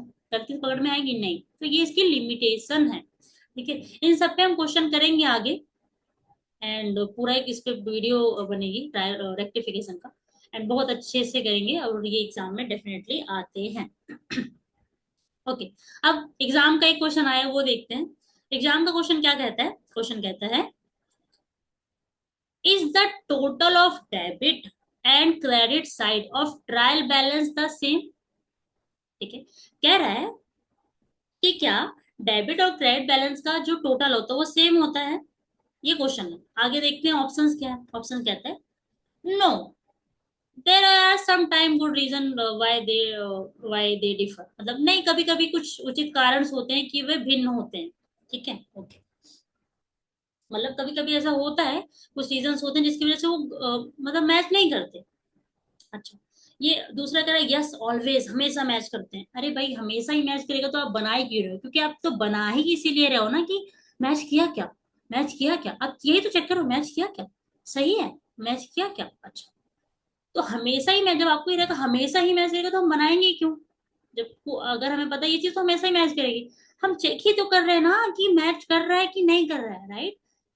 तो ये तो हमेशा वाला तो नहीं होगा। आगे बढ़ते हैं कि yes except where the trial balance is accepted at the year. ये कह रहा है कि भाई ट्रायल बैलेंस हमें आपका सेम होगा, एक्सेप्ट वहां पे जहां पे ईयर एंड पे निकाला गया, नहीं ऐसा कोई पॉइंट ही नहीं है, आपका ट्रायल बैलेंस कभी भी निकालो। ठीक है, डेबिट इक्वल टू क्रेडिट होना चाहिए, डेबिट इक्वल टू क्रेडिट होना चाहिए, होता है इज अ डिफरेंट थिंग, होना चाहिए इज अ डिफरेंट थिंग, ठीक है, कि ये बोला होता है, होना चाहिए, होता नहीं होता। कभी कभी जैसे हमने कुछ देखा ना, कुछ गलतियां, कुछ रीजंस हो सकते हैं कभी कभी कि वो मैच ना करे, ठीक है, फिर वही तो ढूंढेंगे हम फिर, ठीक है। नो, अगला था no because it is not a balance sheet, कह रहा नहीं ये बैलेंस शीट नहीं है तो इसलिए ये सेम नहीं है, ठीक है। तो द ये काफी गुड टू गो आंसर है, कि आप बोल दो एकदम ही मैच करता है, या फिर बोल दो आप हमेशा ही मैच नहीं करता, या फिर ये है कि हाँ कभी कभी मैच नहीं करता, कुछ रीजंस ऐसे होते हैं कि ये डिफर कर जाते हैं, देन वी आइडेंटिफाई कि क्या है क्या नहीं, ये आपके एग्जाम का क्वेश्चन है, ठीक है। ओके, तो answer is A. Okay, we are done with this thing. Thank you so much. आगे मिलते हैं नेक्स्ट चैप्टर में। आई होप आपको समझ में आया हो। इन केस आपको लगे कुछ और फर्दर समझना है जो नहीं इसमें समझ में आया हो, you can give a quick revision of the video, और you can write me in comment in case फिर भी समझ में ना आए, ठीक है। हम मिलते हैं नेक्स्ट वीडियो में। Thank you so much, bye bye.